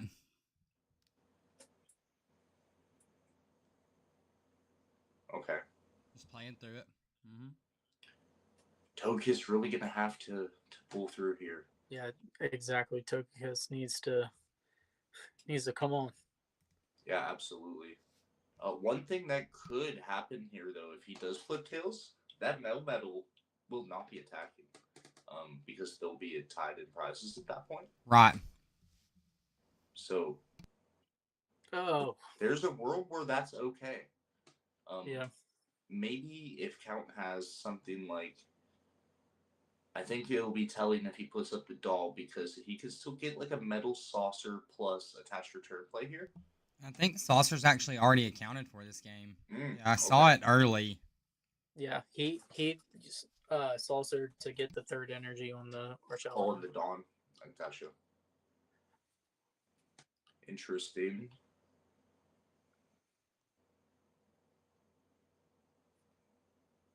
Yeah, I think you're in a spot where if you can survive this one turn with not getting hit with Melmetal, this is a perfect opportunity to pitch the Wobbuffet.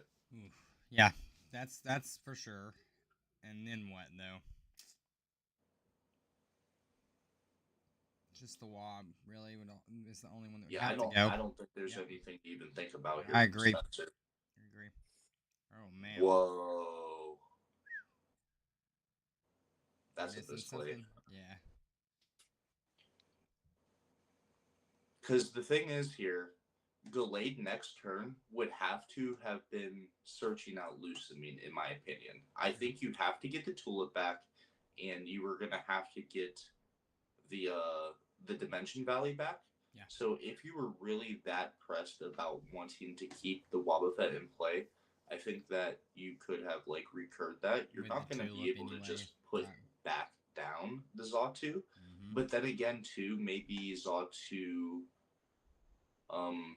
had it's quote unquote like enough value that maybe he sees a play where he can go like not to KO at some point. Yeah. But I'm not sure if I'm seeing that line on the board where he would swing short and leave the 10 or 20 HP left on on one of the guys. Because like we said, knowing Faba is in the list here, that's really tough. We know that every single out for Spencer to get out of the active is accounted for at this point. You're probably dodging an attack this turn, though. It definitely is to be said. Looks like Marnie play, so nothing really to charge the extra energies into play. You know, no River Room in play right now, so we're not chugging through the deck anymore. So definitely in a decent spot. I'm curious on what Count is looking for here. If he's like going to shift at all to control, to like actually taking, more control route at this point. But I have to imagine that the timer is like yeah, I'm sure it's getting low. Absolutely. For a piece, so Spence can't be reactive this turn. He has to be very proactive with whatever he decides to do. Yeah. Guzman's already down 2, so we can't just go fetch it from the Glade gust into one of these other guys. Wait, can you play that down with parallel? No, you can't even play it down. But it goes to hand off a fog crystal, so. Mm-hmm. Yeah, I just didn't like getting rid of the Zatu there from Yeah. the sake of Keeping the Wobbuffet you around. can't. Well, you just don't really have a great attacker like going into like the next.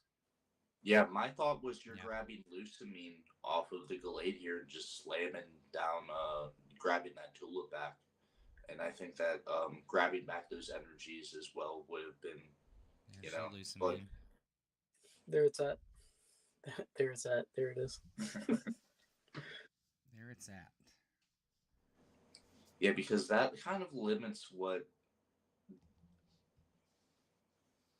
kind of turn that the peak kind of turn that Spencer could have here. You could afford to.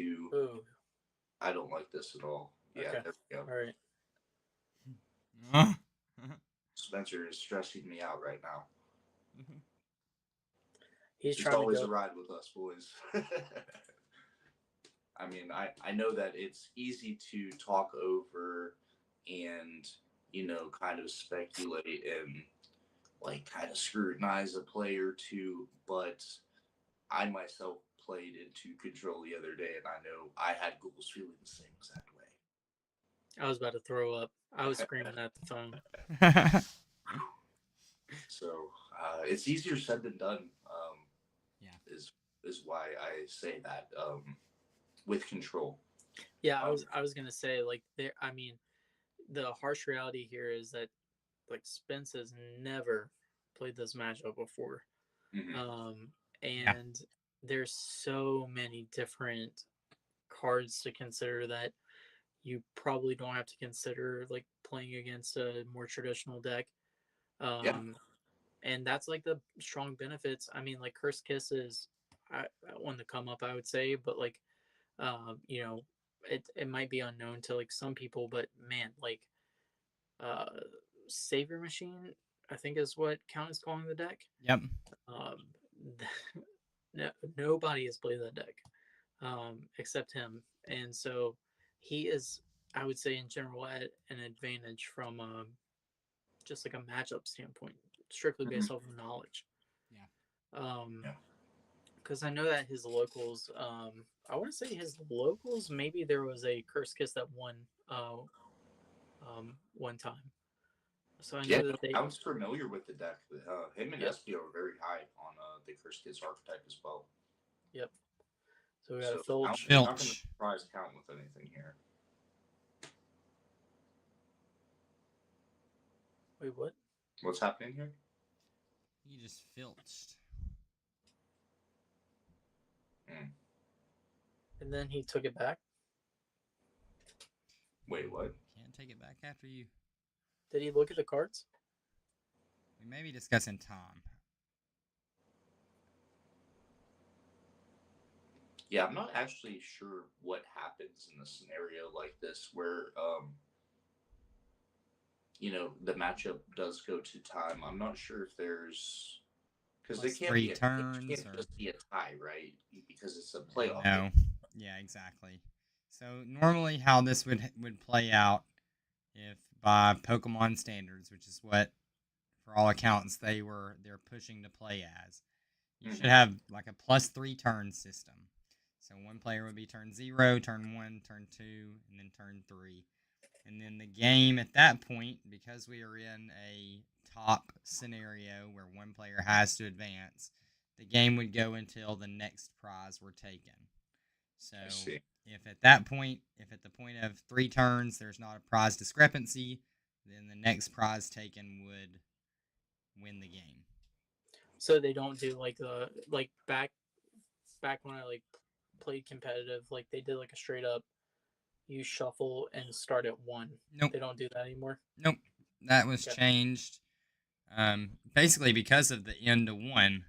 Yeah, that was. I might have won a few games like that. I'm sure. Sure you have. I believe it. Oh gosh. Oh boy. We see the metal energy. Oh man. Coming. That smells trouble for Spencer here. I want to see. Well, does he have a Guzma? Like, because that would be gnarly, or a Gust.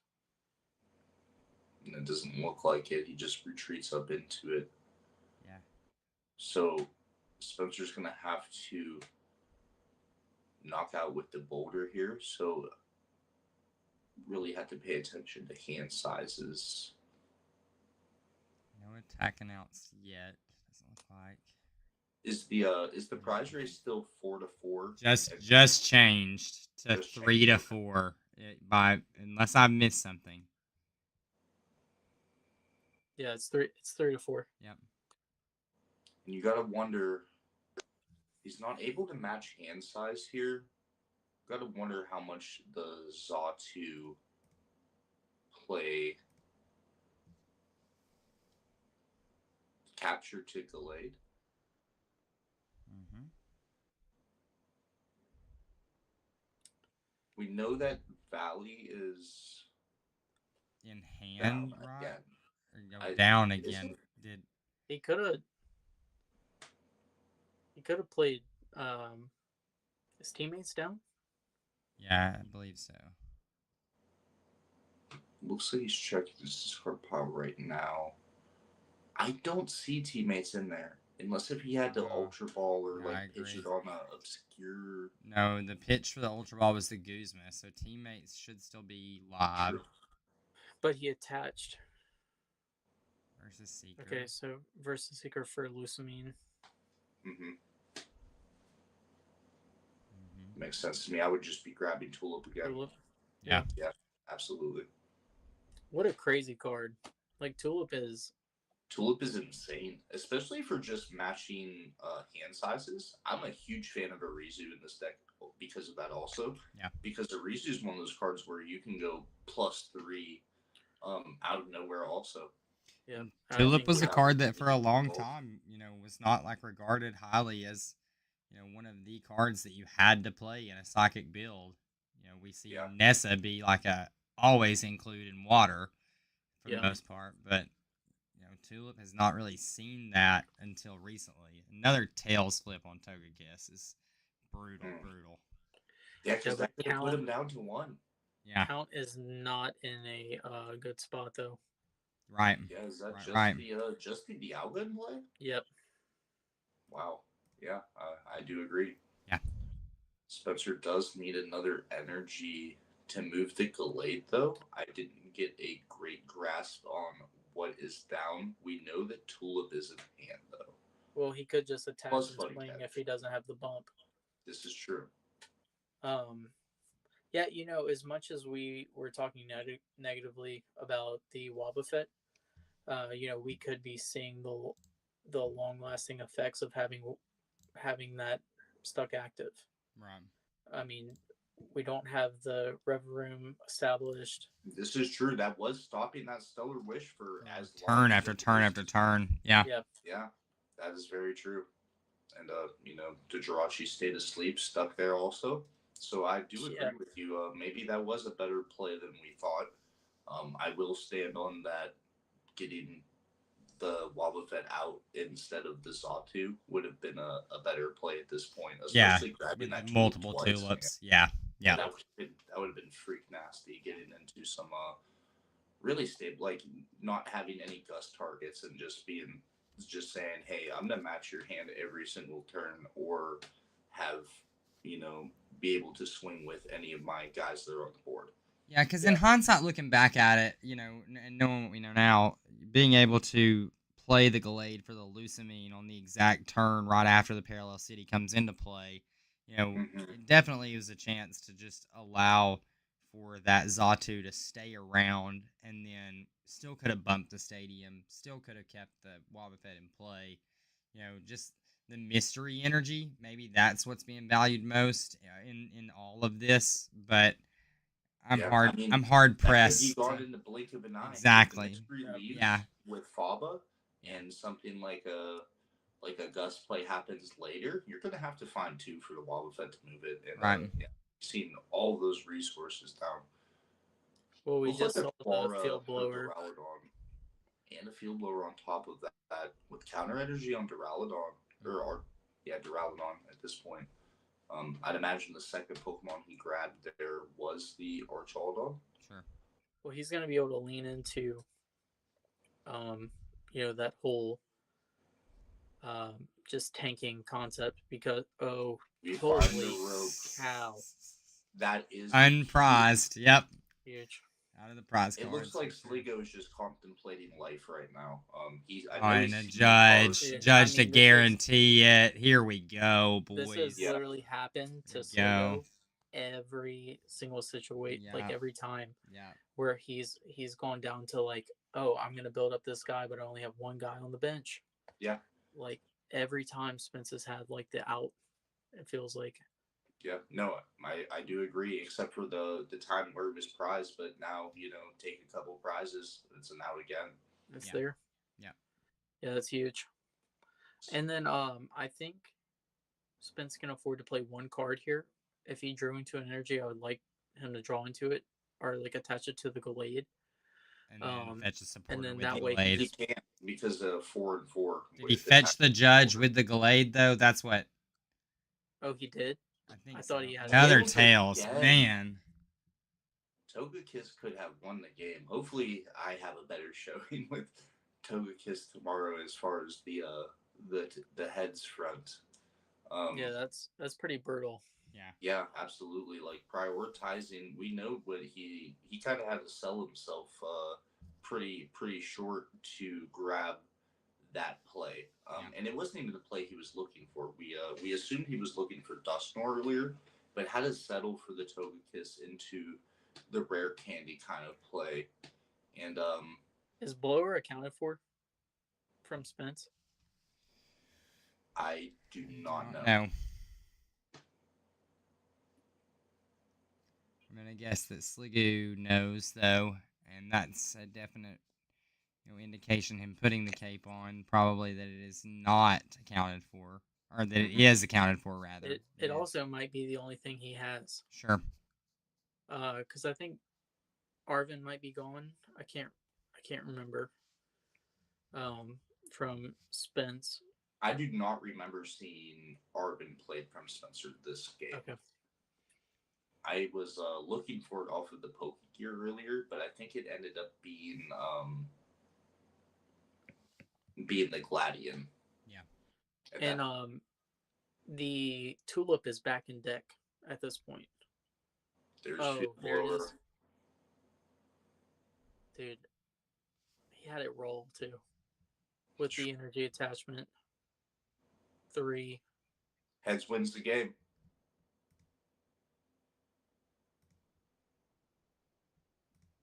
Looks like he's looking for a dice to roll.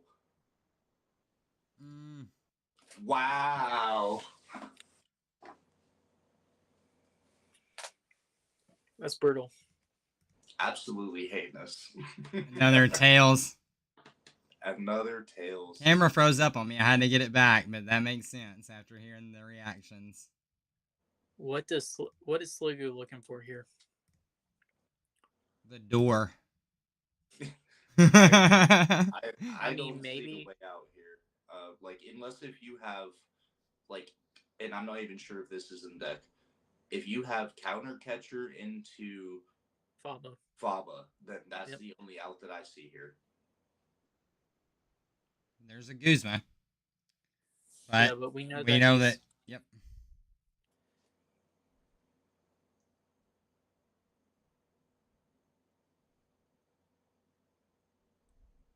He just also needs to bench another Pokemon.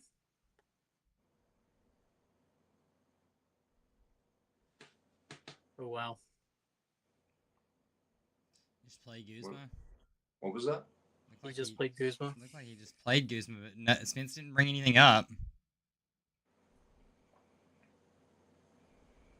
Is he Guzman in passing? But he didn't. Spence is playing cards here. Yeah, and that's what I was saying. Nothing came up off of the Guzma. I don't see Guzma went to the discard pile, so it must have stayed in hand. Okay, there's the switch. He's probably just saying I have the energy. Well, because, there should be an energy in the discard pile at this point. It's an assumption, but all he needs to do is buddy catch for 1 and can retreat to the Glade. What's going on? Mm-hmm. Right? I think it's got 3 on it now. We only have 2. Two. Counter energy and the basic psychic is on the Glade at the moment.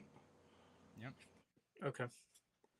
And let's see. Sliggoo has 3 cards in hand.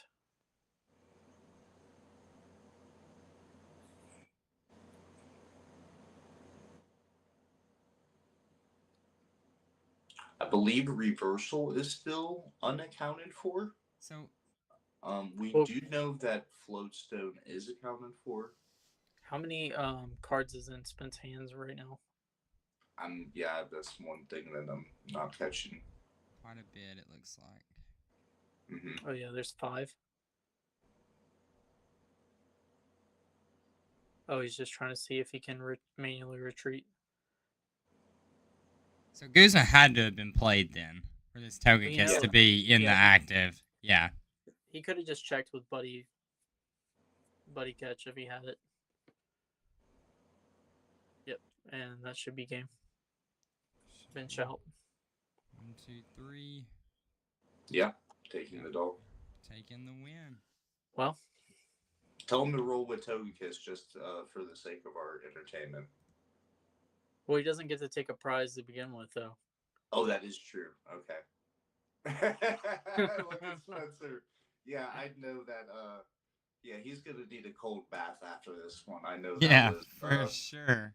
That was definitely. He did roll it. He rolled it anyway. Rolled another tails. Yeah. He had to have known Lee Hoffman was talking about that at this moment. Yeah. I mean, honestly, what a great game. I know I know if I was Count, I'd probably be like a little hot with like just like Spence just had it, there's not much you can do at that point.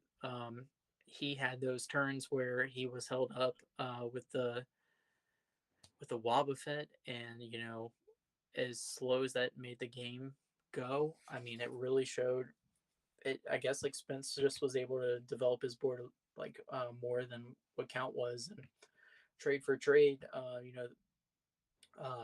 I don't think Count was ever able to get those tools to stick like he, I think he really wanted to have. Yeah. And we just saw the Archralodon, or I'll just call him the Don because I'm butchering it. The Don go down right to like the Dusclops, to the attack. And it was unfortunate that he just couldn't piece that together. And it's tough. I mean, from a control standpoint, Dusknoir is really hard to deal with, and it just puts so much pressure on like your whole board. And it's crazy. Like even through that, like Spence flipped. Was it 4 tails? Yeah. Yeah. No, I think it was maybe 5. Well, it was 5 at the end. I think if you count that last. Oh yeah, because one of the knockouts was on a Dust Clubs plate now, or Dustorm plate. Maybe I'm tripping. But did he have to attack all 6 times?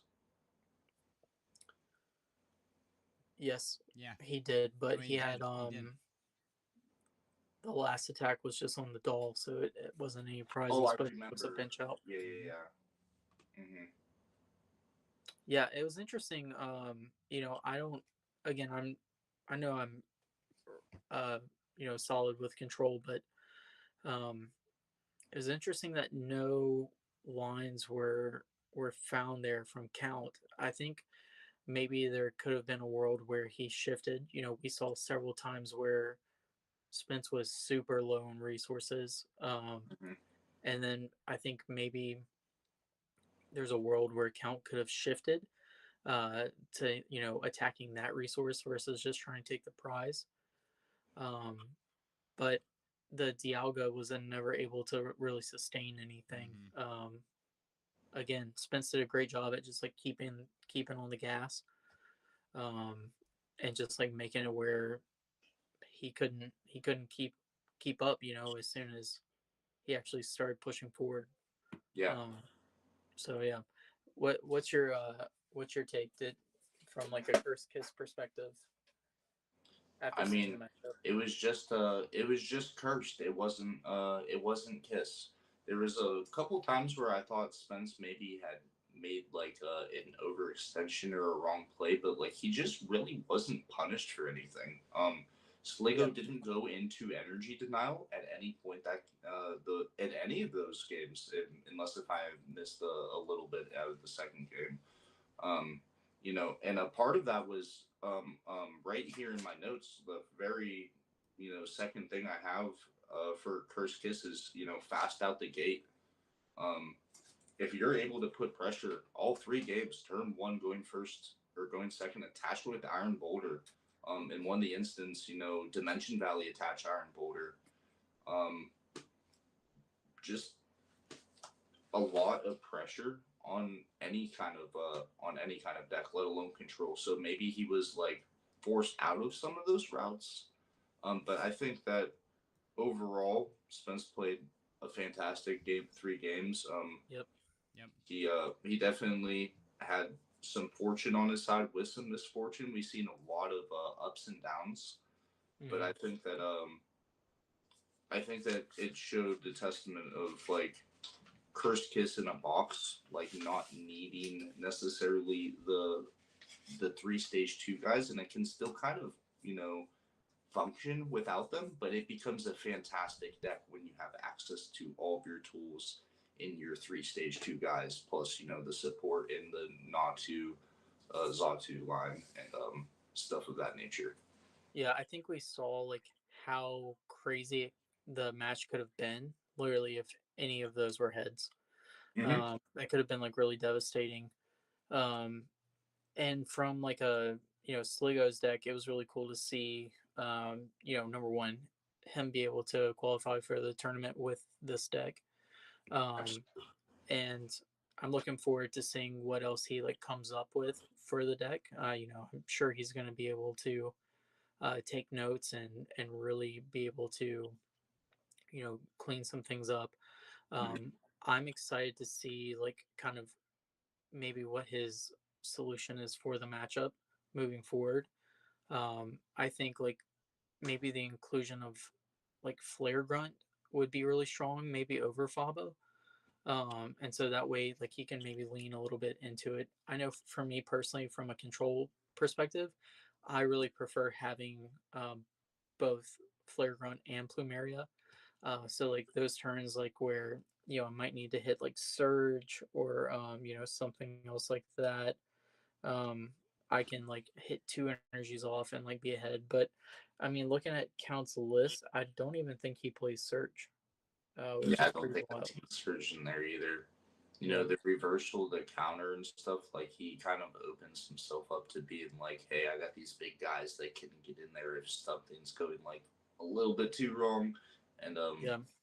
I do agree with the flare grunt kind of angle. We know, like you said, Count is a student of the game, and premiering a type like this and being able to comment over it's super exciting because, like you said, nobody's seen this deck in action.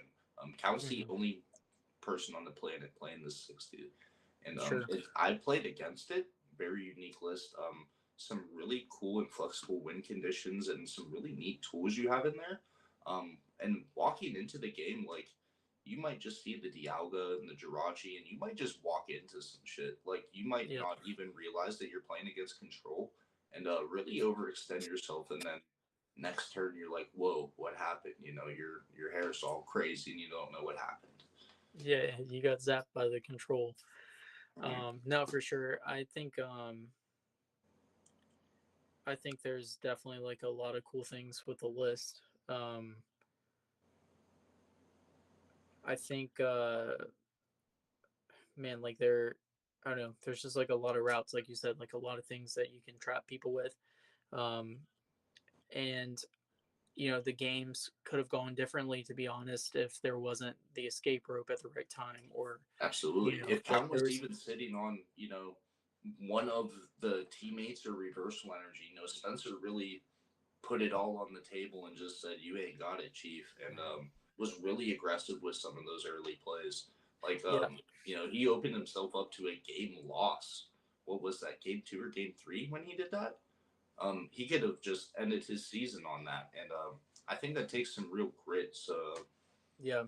No, and you know what? The big thing there too was that Um, looking at his list, like I would assume from Count's perspective, you would want to go early Berserker Yeah. to like start getting it, because like with control, like you have, I think what we've seen for all of the really really top control decks is that they aim to shut you down really quick. Like Yeah, there was a world where control was very much like, oh, let me sit back, let me fall behind, and then I'll start slowly setting up and doing whatever, blah blah yeah. please. That proactive control scares me. Yep. No, It, absolutely. I know exactly where you're going with that. yeah. And that's what counts deck tries to do through the Berserker. And we saw game one, it seemed like it was prized. I don't think we ever got actual confirmation. And then game three, at least, the it was either game two or three, sorry I'm forgetting, but like he started with it. It was like, oh, this is sick. There was energy attached to it. It was like, let's go. And then Spence had the D Valley knockout on it. Knockout. And then at that point, like, you kind of have to go back to Scramble City and try to, get back on your feet. Yeah, I mean, three stage twos in the deck. I mean, that obviously would be super strong getting into Berserker, and Mm-hmm. just seeing the stage ones, or holding the stage two. Maybe you see the candy, um, hitting the energy. Maybe you see like the Tulipper Stretcher. So many cards of value that he can. And it's not even just that you're discarding them, you're also giving Count the information that he needs. And that's like almost as good as discarding it, right? Like certain cards. Because then Yeah. he knows like what angle he has to take. He knows if disruption's coming. He can make an educated guess of like what attack you're capable of launching. Yeah. And that's just like we say all the time, testament of a good GLC player is just the knowledge. Right. You just gotta know Yeah. what's coming. Yeah, exactly. Like having hand knowledge, especially when you're playing something like Control, Mm-hmm. goes such a long way. Like, I mean, Yeah. we're talking about like, you can then shift to like attacking their resources, or you can shift to like, oh well, like maybe like let me just lay back with Jirachi for a second and set up. Like, there's there's a lot of things you can do, and it was unfortunate that we didn't get to see any Meowth Mm-hmm. or Berserker. So, but I anyway, was I was rooting for that card.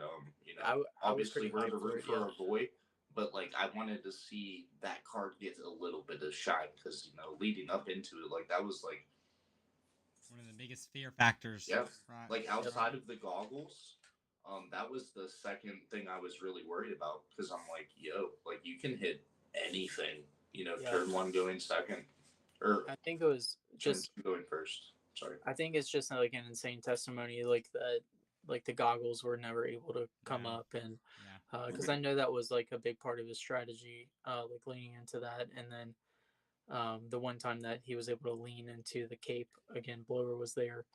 Right. Mhm. But I just want to say, like, great games. Like both players, I think, played really well.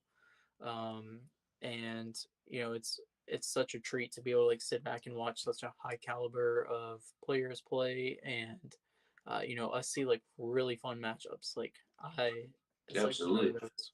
This is Yeah, the lights are the brightest right now. This is the Async League playoffs. People dedicate weeks, months of time into playing and preparing and winning 4 games in a row in a league with the best players in the world on a server is no small potatoes. Like that is nothing to scoff at. And I wanted to say too, congratulations to Count Sliggoo for the innovation and yep, creativity, and just the drive and passion to just push himself to put himself in a position where he's in the playoffs with a handmade archetype where it's like hey, this is mine, this is what I do.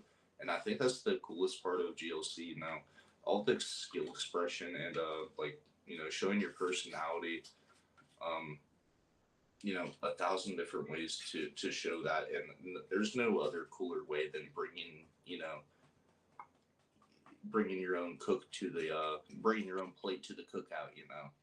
it's definitely a power move for sure. Absolutely. Yeah, certified. Yeah, I just jump on that. Like, yeah, big shout out to Count. I mean, I don't know many other people who are more of a student of the game, and what a testimony to him to be able to qualify. Um, you know, with with that deck. Like, it wasn't like this season where you could just say, "Oh, I have the most wins." It was like, Yeah. no, like you actually have to straight up win a badge, Right. undefeated, and so that was cool. And then also shout out to Spence, like, um, it's really cool being able to show off, the curse kiss, and um, We have more curse kids I coming the rest of the week, so that's yeah, definitely Absolutely. your Yeah, boy and Lee's that playing that tomorrow. opens up the door for me to insert this. I'm not sure when the video is going to come out Right. or if we're live or whatnot, but I am playing my game against Ron tomorrow against the Full Grip 3K winning list, and I'm playing with the same exact 60 outside of the Natu pre-evolution line um, of Curse Kiss, and yeah, super excited to put on a show for you guys tomorrow. And then I'm gonna throw it in here. Ghoulies will be Friday night. We're gonna try to do the same thing for his game. So Mhm. for everyone who's hanging out with us here at the very last bits, the waning bits of the stream, definitely stay tuned for the rest of the week because we got a lot more coming with these playoffs and all of our guys being in the playoffs. And then we're gonna send one of our own, see him off to NAIC at the end of the week. So definitely excited for Ghouls to go and hopefully put up a good showing there too. But yeah. guys, is there anything else that you want to say or mention before we get out of here on everybody? Shout out to TBS, Yep. our team. Yep. Gino's real boss hog there. So shout out to him. Yeah, we And saw the mat on screen tonight with Spence. So yeah, and yeah, shout out just the team, and we're excited for what's to come. So we've got a bunch of like really we just have a lot of stuff we're excited about, yeah, and just stay tuned. We eat, sleep, and breathe GLC. So excited to kind of like share our like headspace with the rest of the world. So all right, guys. Well, thank you all for tuning in. Have a great rest